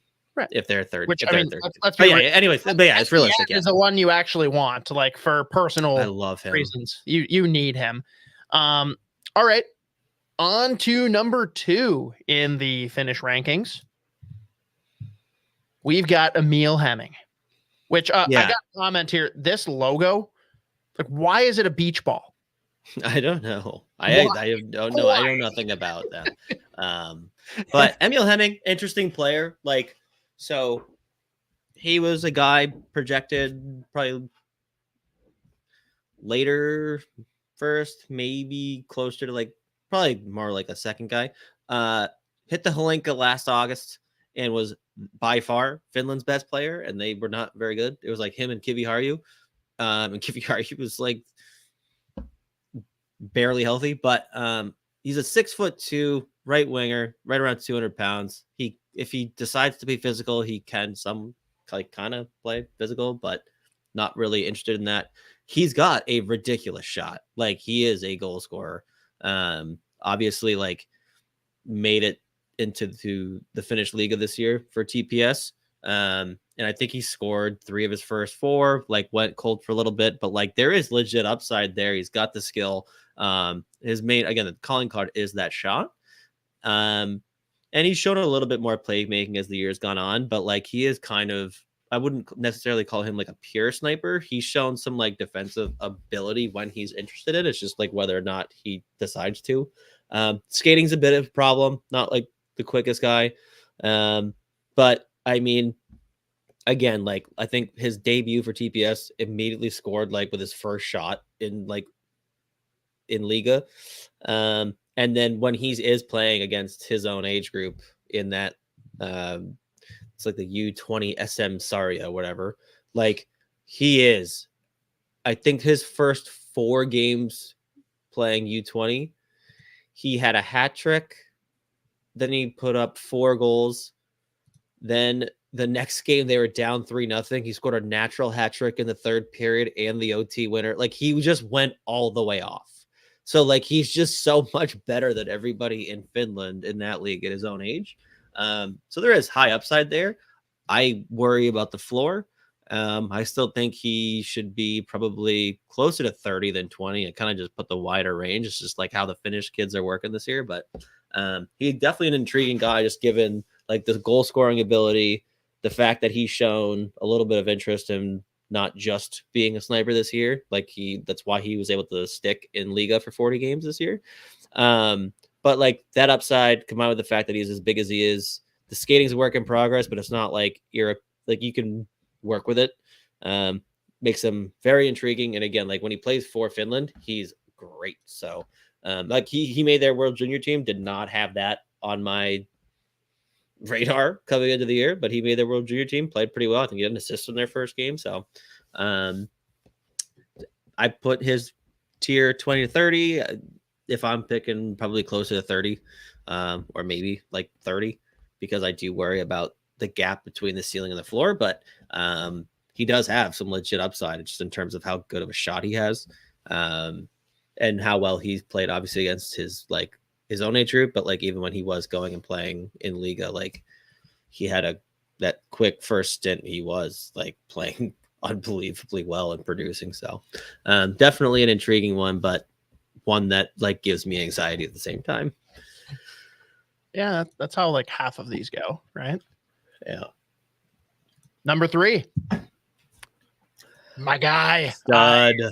He if the Wild can get him in the second round, I'm going to be so happy. Yeah, and so Aaron Kiviharju, left shot defenseman, 5'10", 165. He for the last couple of years has been like a top guy to watch for 2024. Last year he had a bit of an up and down year. This year got hurt like immediately after going to IFK. Like he moved, I think he was at TPS before. But his ranking obviously has taken a huge dip or a dive, just given the fact that he's barely played hockey this year, and the hockey did play. What was his highest rank? Like where was he was easy top 10. Oh shit. So the upside is undeniable. His problem is he's a defenseman that's 5'10", and like people have him pegged as like a raw offensive guy, but like he actually can defend fairly well, especially just given his size. But he's probably right here. Yeah, exactly. 2 Holinkas ago, he was a double underager, and he might have been a top 5 player at that tournament that was getting absolutely dominated by USA and Canada. Like he is like the deception, the skill, the ability is just out of this world. He just legitimately has barely played any hockey this year. So that's always going to make you nervous. But even last year when he was healthy, like there were like just some holes in his game that we hadn't seen for a while. A lot of that just had to do with the fact he was going back and forth between like Liga and the U20 league as a double underager. So there you go. But yeah, it's just been a tough year for him, just given with the health. But the upside's undeniable. Like I wanted so bad to keep him in my first round, so I put his tier 33 to 40 just outside. But like just given the fact that we have not seen him play, and even when he was healthy this year for their 7 games or whatever, there were some big concerns.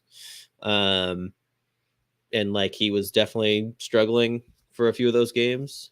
So just given the fact that we haven't seen any hockey from him, and like at first the injury sounded like he would be back around like February. I'm like, I was trying to double check to make sure I wasn't going crazy that he just like has not, or didn't like only played like 1 or 2 more games, but I don't know.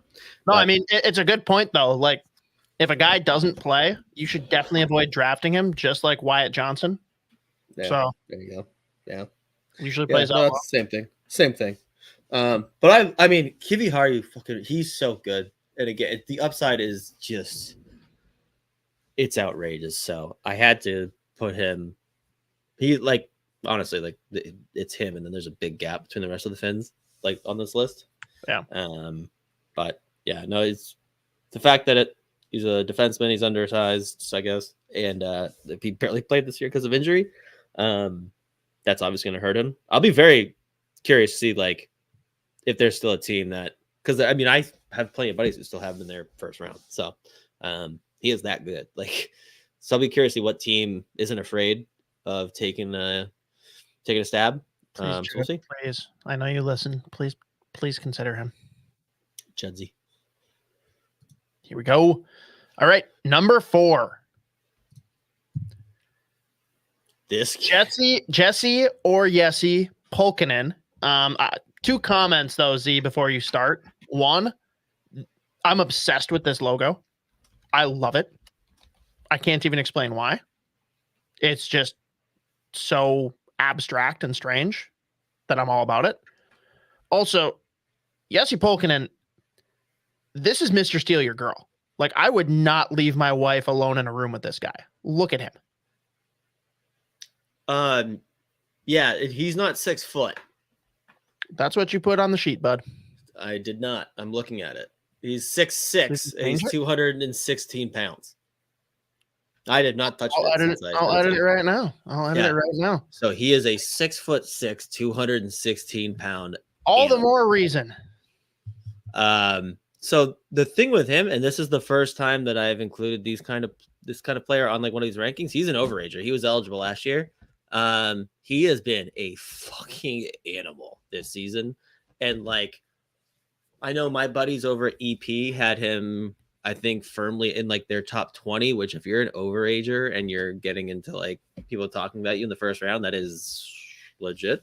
He was I think he barely played last year though, but like the size, skill, and skating ability is so intriguing because he's got that crazy upside, and when he does decide to get angry, he is a scary player.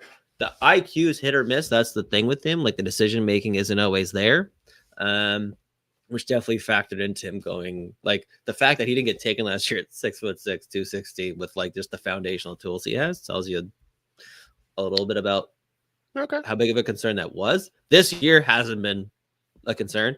I'm curious to see if anyone does like take a stab at an overager this early, or at least in the first round. I'm more comfortable like mid to late second. And realistically, probably for me, just watching the last couple of years with the decision making and like how hit or miss he is, like I probably lean more towards like late second, but sure. You can't miss him when he's on the ice. You're like, oh fuck, here he comes. If he wasn't an overager, where would you have him?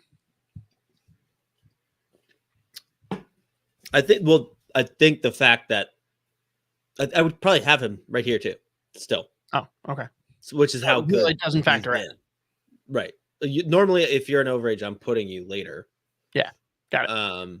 But like he's been this good all year, and even like the back the back end of last year too. So I was pretty shocked that he didn't at least get like drafted last year. But that's the big thing with him. It's just like teams are gonna factor in the overager versus like this fucking mobile left shot defenseman who's 6'6", 220 pounds. Like has played real good hockey this year. So it'll be interesting. But again, when he's on the ice, you can't miss him. Like he's making plays, and he just happens to be 6'6", 220. So he's going to be an intriguing one to watch. Yeah, first overager, I guess at this point, only overager that we put on this list or these lists. Big.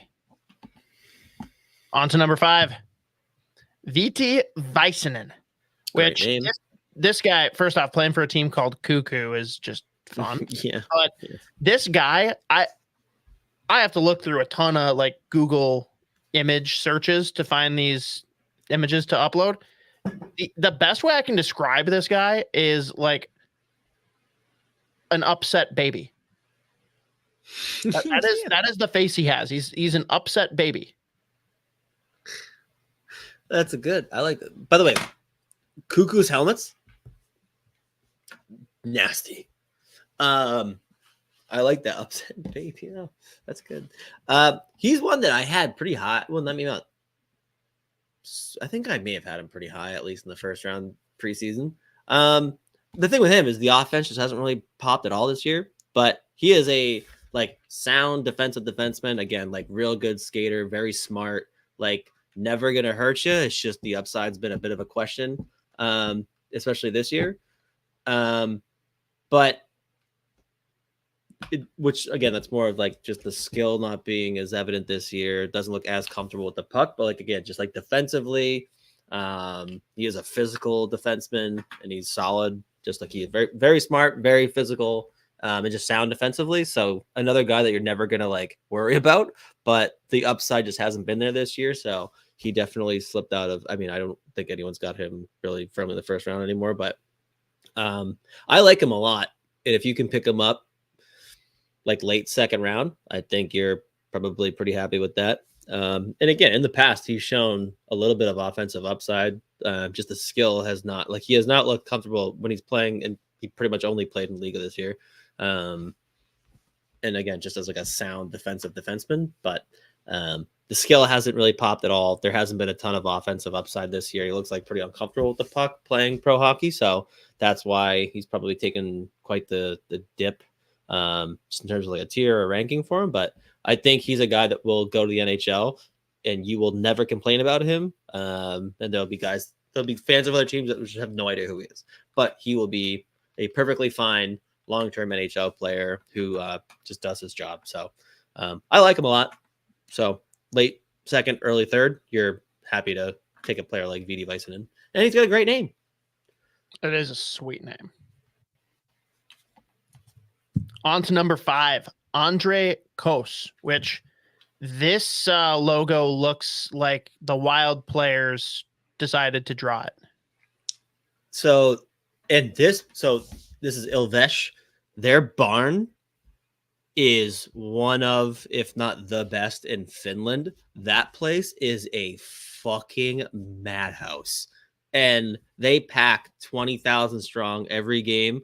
And like just the European fan for any sports, like going to those games, like because the Brewers had a prospect playing for them for like 3 years.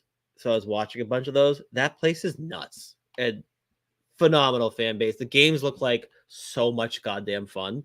So that's just a little fun fact for everybody. But Andre Kos, interesting player, two-way winger. He is mean as fuck. Like he loves to fucking just throw the body around. He's got sneaky skill. Got hurt this year, didn't play a ton of hockey, so that's gonna hurt him. I think this weight accurate though? Because this is what you gave me. I know. That's what I looked up. I had to double check. Like I read real? this, I'm like, there's no way that there's a 148-pound kid, 6'1", that I refuse to believe that it's true, but everywhere I looked, like it was. I mean, look at him. He's skinny. He's not that skinny, dude. I know. I'm like, I think like I was looking. I was like, that can't be real. Is it especially given right? Like maybe yeah. And like it's just funny because he's also like mean. Like he is like he hits. That's why I had to stop. Everything that moves. As soon as you said he plays mean, I'm like, dude, this has to be a typo. Yeah, I know. I was shocked. But he is like he's got sneaky skill. He is a very smart player. His calling card is going to be his two-way game and like probably leaning more towards like the defensive side of the puck. But like if his foot speed can like take it up a notch, I think there's more offense in there. That's what might hurt him a little bit. But he is he's a very smart player. He's a two-way guy. He's physical, loves to hit, despite the fact that apparently he's 148 pounds. He's an absolute beanpole out there, but he's an interesting player. And it sucked. He was actually playing pretty well at the beginning of the year, like earned his call up to Ilves. It was a good team in Liga this year. But again, got hurt, didn't play as much hockey as we would have liked. But I think 3rd round, 4th round, good player to pick up, just given how smart he is. And again, like the fact that he is as good as defensively as he already is. But he's an intriguing one for sure. He was probably, and like his Helenka, he was probably one of the best defensive forwards at that tournament too. Like he was shutting everybody down when he was on the ice. So interesting player for sure. Yeah, he's a regular MBN. It's tricking us here. Yeah. All right. On to number 7. Topias Heinonen. Is that right? that'll work. We'll go with that. Okay. I mean, I don't know. I'm Topias Heinonen. That's Topias. Sure. Another intriguing guy. So he played the bulk of past like year or two playing in Liga, in like a bottom six checking role. Geez, like the mobility is fun. Like he fucking flies, and he's got a nonstop motor. So he's shown that he can play a bottom six role of just like raw chaos, and be effective because he does have that defensive ability as well. But then when he's going against his own peers, he flashes the skill, playmaking ability. I think in the NHL, he probably projects to third, fourth line, like not like an offensive black hole, but like just an absolute pest to play against. He forechecks everything that moves. The fact that he was as young as he was and filling like the bottom six role, but playing like substantial minutes for a guy playing on your third or fourth line, and pretty much just like a role of chaos this year. And he was incredibly effective in that role. Was great. So I think another as so many of these Finnish players are, I think outside of like maybe I think two of the kids that I put in the top 10, they are an unbelievably, like in terms of hockey IQ and how smart they are like probably of any like group collectively, like you would say their best trait is like just how smart of hockey players they can be or are. And that's definitely a kid like Topias Heinonen, however you want to fucking say it. But I think there's more skill and more offense in there that we just don't get to see because he's played pretty well. I think he played only in Liga now that I think about it this year. And when he goes and plays Finnish U17s, U18s, like then you see him get a more prominent role, and like he does flash that skill. So like he's definitely got some kind of intriguing upside, but like you can see him absolutely filling a role in your middle to bottom six. And another guy you're just never gonna like have a complaint about. So I like him in like the third, fourth round range. Let him develop a little bit longer. The fact that he played in Liga already is great. So definitely one to watch for sure. I just love the mobility, the nonstop fucking motor, and ability to be a pest at how smart he is makes him very intriguing. And again, he does flash some offensive skill and offensive upside. So he's definitely one to watch for the middle rounds. The Wild will never take him because he's a legal midget at 5'10". Unfortunate for us. On to number 8, we've got Una Saarelainen, which is a fun name. I don't even know what to say about the hairdo here, but he seems to be feeling it. Yeah, I mean, we can talk about that. If you go back and look at all the pictures, like a bunch of these Finns, they just love the parting of the C into it's the 90s, dude. 90s. Which means they might be just a bunch of beauties over there. Another guy, like he's interesting to me. Like also when you watch him play, he looks way bigger. So I was actually quite shocked that he was 5'11", but don't tell these NHL guys. They just don't let them know. But another kid, you're just intrigued by all the tools he's got, like skill, the skating, like he fucking flies on the ice. I think there's more offense in there than he shows as far as like that stat line. And I mean, he's been like Team Finland for a long time. But this year there's been flashes of the offensive upside where you're like, that is one hell of a play. Like he's definitely more of a playmaker than a goal scorer. I don't know. I like him a lot. He's fun to watch. Kalpa is a tough team to fucking watch every goddamn game. It's tough, but I like the fact that he got a look in Liga, and he showed that he can play in a middle six role too.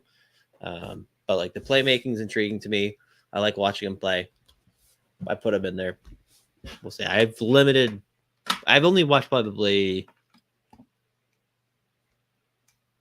I think like of all the Finnish teams, Kalpa probably is the team I've watched the fewest like full games of. So, but I don't know. Whenever I watch him play, he's noticeable and he flashes that skill and upside. So he's an intriguing intriguing player to me for sure.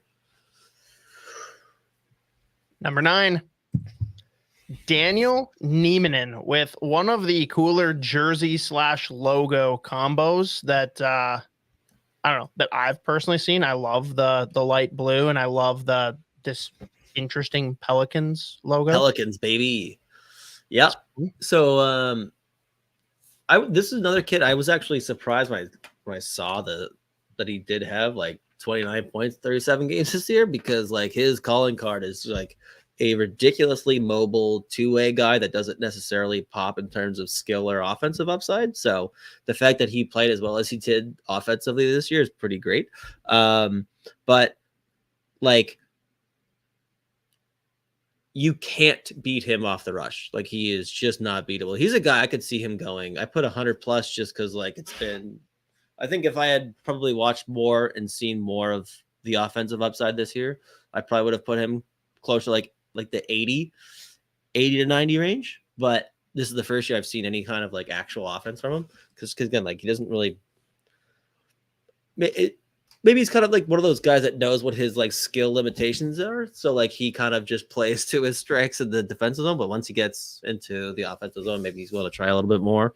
But like he is an excellent defensive defenseman, like whether it's in zone or against the rush. Like again, you just can't beat him wide. He's one of the more mobile guys, especially out of Finland. So and there you go. He's 6 foot, not 4 foot. So there you go. That's a big win.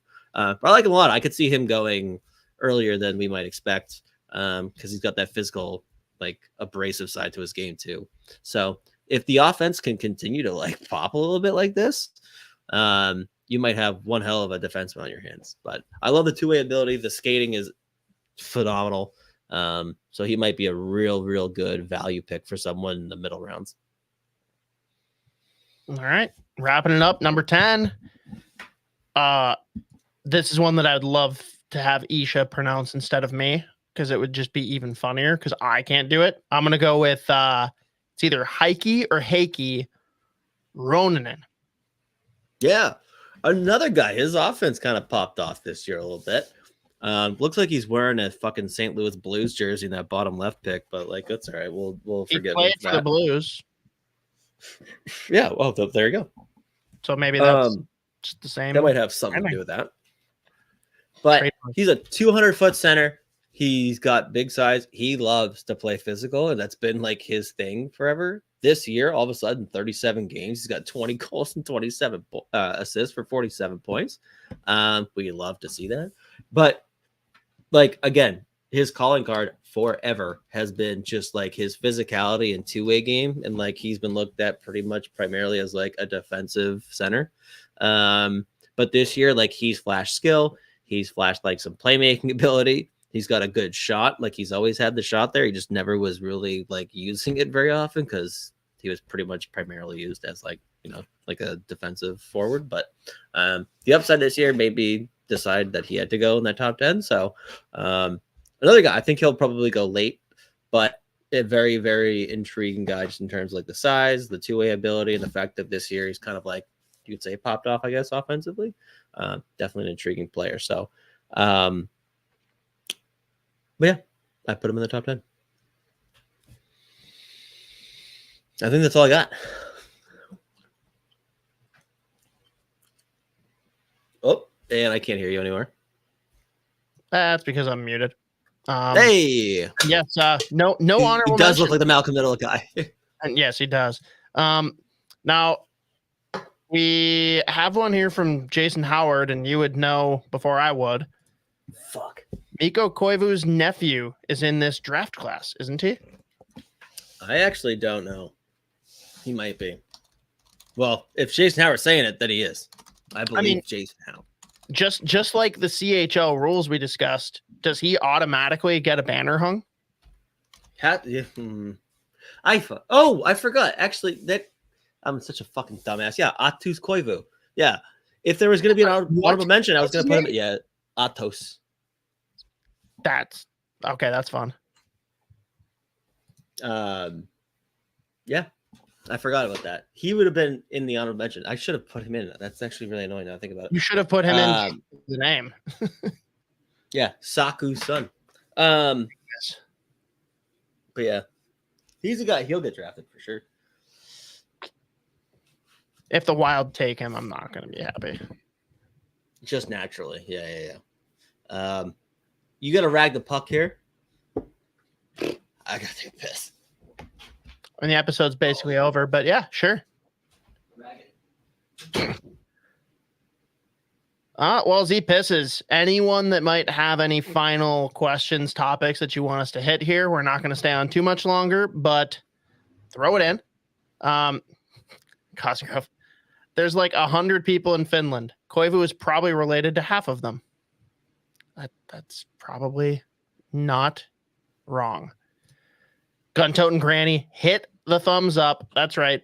Just for Isha, because he will be all over you guys if you don't do it. I don't know. We've got a lot coming up here, obviously, with draft coverage being a way bigger focus for the remainder of, I guess, leading up to the draft, because there is no Wild hockey to talk about. Pretty soon, we're not going to have any of the Wild prospects playing in the postseason either. That's only going to go a little bit longer. So if there's any specific niches you want us to deep dive on for the NHL draft, please let us know. You can find us pretty easily on the Twitter/X machine, or comment on any of these videos on YouTube, and we'll make sure that we take any of those comments. Oh God, fuck. All right, Cosgrove, let's do it. Which QB are we taking tomorrow? I don't know which one, but I'm gonna be mad no matter what. I think the Minnesota Vikings trading up to take, at best, the number 4 quarterback available is psychotic. I don't know why a team that needs to add players in several spots is going to give up 2 firsts and then some, maybe, to move up and get the 4th best quarterback. That makes zero goddamn sense to me. And I don't know what this means, Jason. Did we discuss the fact that Finland doesn't actually exist? I'm intrigued. I'm going to need you to give us more details here. That's fascinating. Puck ragged. Anything you want to finish on here besides the fact that the Boston Bruins, there isn't a conceivable way that they would blow a 2-1 lead with under 9 minutes left in the third. Oh, wait, they just got scored on. Yeah, so there you go. There you go. They stink. They're a bad hockey team, and they stink forever. They will always stink. Oh, I hate their guts. I need to know now, Z. How do we feel about this? Oh, I think they'll lose. Yeah. No, I think they're a bunch of pretenders. And it'll be predictable. People will be like, "Oh, that's why you don't rotate the goalies." I'm like, well, the goalies are playing out of their fucking minds. The goalies aren't the problem. No, not at all. But people are just gonna have to, like, they don't really watch it very closely, so they have to just do that. But see, what about William Nylander? Yeah, well, that's the thing. It's comical. I had, like, my Twitter mentions. I get nothing from Leaf fans. Like, when they're losing, the second they have a lead or win, I have like hundreds of Toronto Maple Leafs fans. Haha, imagine losing to a team that doesn't have their best player. I'm like, you've had your best player. You really gonna say that William Nylander's your best player? You're a fucking dumb fuck. Anyways, I still think the Bruins lose because they stink. The Leafs should, on talent alone, should be kicking the ever-living dog shit out of them. And the one thing, yep, there you go. That was a snipe too. That shot was outrageous. The thing with the only reason that if the Bruins really pull this off, it's because, did you watch game 1? They're so dedicated. The Leafs are so obsessed with proving to the world that they're physical now. Yeah. It's just comical. Dude, they got Reeves on a 3x175. They are tough. It is unbelievable how they were just like fucking ridiculous shot by Marchand. Oh, dude, my God. That is His leg could not have been higher in the air on that shot either. Oh my God. Yeah. And you know what's crazy? It's 2 feet in the air because he's 4 foot nothing. You know, like he is. That's like barely off the ice. Oh, what a silly too. We're not mad about it. We're not mad about it. I gotta address all this. All the Leafs have to do is just play hockey. None of these guys have the pedigree of Mahomes, and Mahomes was like 15th overall when the Vikings are trying to trade up to 4th overall. It's a different discussion. None of these guys are going to be Mahomes. Stop it. Man, this is fun though. You're just going to sit here and ride the roller coaster. Leafs are going to score in like 30 seconds. I know. Less. It's funny. Yeah, I don't know. My thing is the Leafs, if they just wanted to like beat the Bruins this year, really all they have to do is like play hockey. I knew the Leafs were fucked in game 1 when Max Domi decided to go Marchand or like try to goad him into something stupid or like slash him before the game started in game 1. I was like, oh, this is what you fucking care about right now? Okay, sure. Then Domi takes 2 fucking dumbass penalties. The Leafs have all the play. John Beecher scores the first shot on goal. Unbelievable. And they just were so dedicated to hitting everything that moved. So that's the other reason that they have fucked themselves over. When Nylander comes back to me, a problem though. Yep, there it is. Dude. Tavares almost had a beautiful tip. Dude, those, I don't know how they do that. Dude, you know how it was pretty weird. Like last period, as we're recording this, I had completely forgotten that James Van Riemsdyk played for the Bruins. I know. And I saw a close-up of him at a face-off. I'm like, wait, what? Oh my God. What a prank. What a prank. Can you, dude, that alone is a reason that I need Phil Kessel back in a Bruins uniform. Him and Van Riemsdyk on the same team is what this league needs. Merrick has been pressing for that to become a thing for like 4 years. I know. Oh, wait, who is this Merrick you speak of? I made it up. Yeah, never heard of her. Never heard of her. This is, oh God, the Bruins are gonna kill me, dude. I have to be. I'm always wrong. I have to be negative.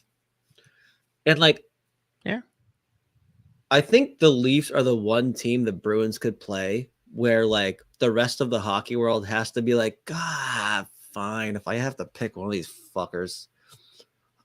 It's fun watching Toronto lose a meltdown, dude. I know. It's that's why I said the only team that the Bruins could play in the playoffs. Where everyone's like, God damn it, I have to choose one team. Yeah. The only team that everyone loves to root against is the Leafs, and it's so funny. I love watching the meltdowns in that city. It's great. I still haven't seen nearly enough out of Marchand in the media yet. Well, I think he knows that like pound for pound, like skill wise anyways, they can't, like, it's not close. Like there's no fucking way. Going after Mitch Marner. That's all I need. So he's doing his thing, pissing them off silently. Like when Domi tapped his wrist in game 1 and Marchand was right next to the ref, he's like, oh fuck. And they got the power play. Did you see the Bertuzzi one? Yeah, that was Bertuzzi gives him a little back of the leg tap and he collapsed. And it's great too, because like he was not like, there's no way he was expecting that. Like he's just like that locked in that as soon as something touches the back of his leg, he doesn't know if it's his team or the other team, just doesn't care. Yeah. He literally is capable. Well, did you see him on the I think it was the Frederick 2-1 goal? Just chop someone at the offensive blue line. And like, so Leafs fans are like, the Boston has the refs in their pockets again. It's like, yeah, buddy. Sure. I don't care. I would love that. I think it's very funny if Toronto loses only because of referees, because that means they melt down that much more. That to me is actually just as funny. Any way they lose is awesome though. I name a bad way for them to lose. Oh, I can't. It's awesome. It's just the best. It really is. And they're gonna have to they have to trade Marner. Oh man, that is such a situation. Like, what are they gonna do? I don't know. But what do they do if Matthews says, no, you're fucking not? They're like, all right, fuck. All right, we'll see if the Back to the NHL drawing will. Back to the drawing board. We'll see if the NHL will expand a second Toronto team and let us also just have our players go back and forth in the cap. Shared cap, yeah. Yeah, can we do the can we restructure deals in the NHL actually? No, this way. But anyways, I guess I forgot that we were still going here. So hand up, my bad. But you were saying before, we're doing pretty much at this point until like we'll focus on wild stuff or prospect stuff as long as they're in the playoffs. CHL. Gonna get real draft heavy now. The U18s, the U18 Worlds are coming up now. So that'll be helpful for the draft as well. And fans very rationally having a meltdown because John Hines is the coach of Team USA. Yeah. At the Worlds. That's just fun. Amazing. And Bill Guerin named himself president of America. So that's just you know what? Like, it's probably an improvement on who the two candidates will be this year. I'm okay with it. Yeah, I throw him in there. We might be buzzing if he's in there. Get him on Pennsylvania Ave. Let him make some decisions. He's not going to build a wall. He's just going to send Jesper Wallstedt to the border. Done. Fixed. Glove hand. Oh shit. Always in position. Never out of position. But yeah, we're gonna get real draft heavy. We'll probably start mixing in mailbags a lot more often. And I'll remember to actually, tweet those out. But one weekly. maybe. I'm not gonna commit because I don't know if I'll remember, but that's the idea anyways. But all draft, well, not all, but mostly draft stuff need questions to come in. And in theory, as we say every week, we'll try to reach out for some guests. I don't. We'll see. We'll see though. Anyways, thanks to everyone for tuning in for this fucking 2-hour shit show. I don't know. I think that's all we got. See you next week.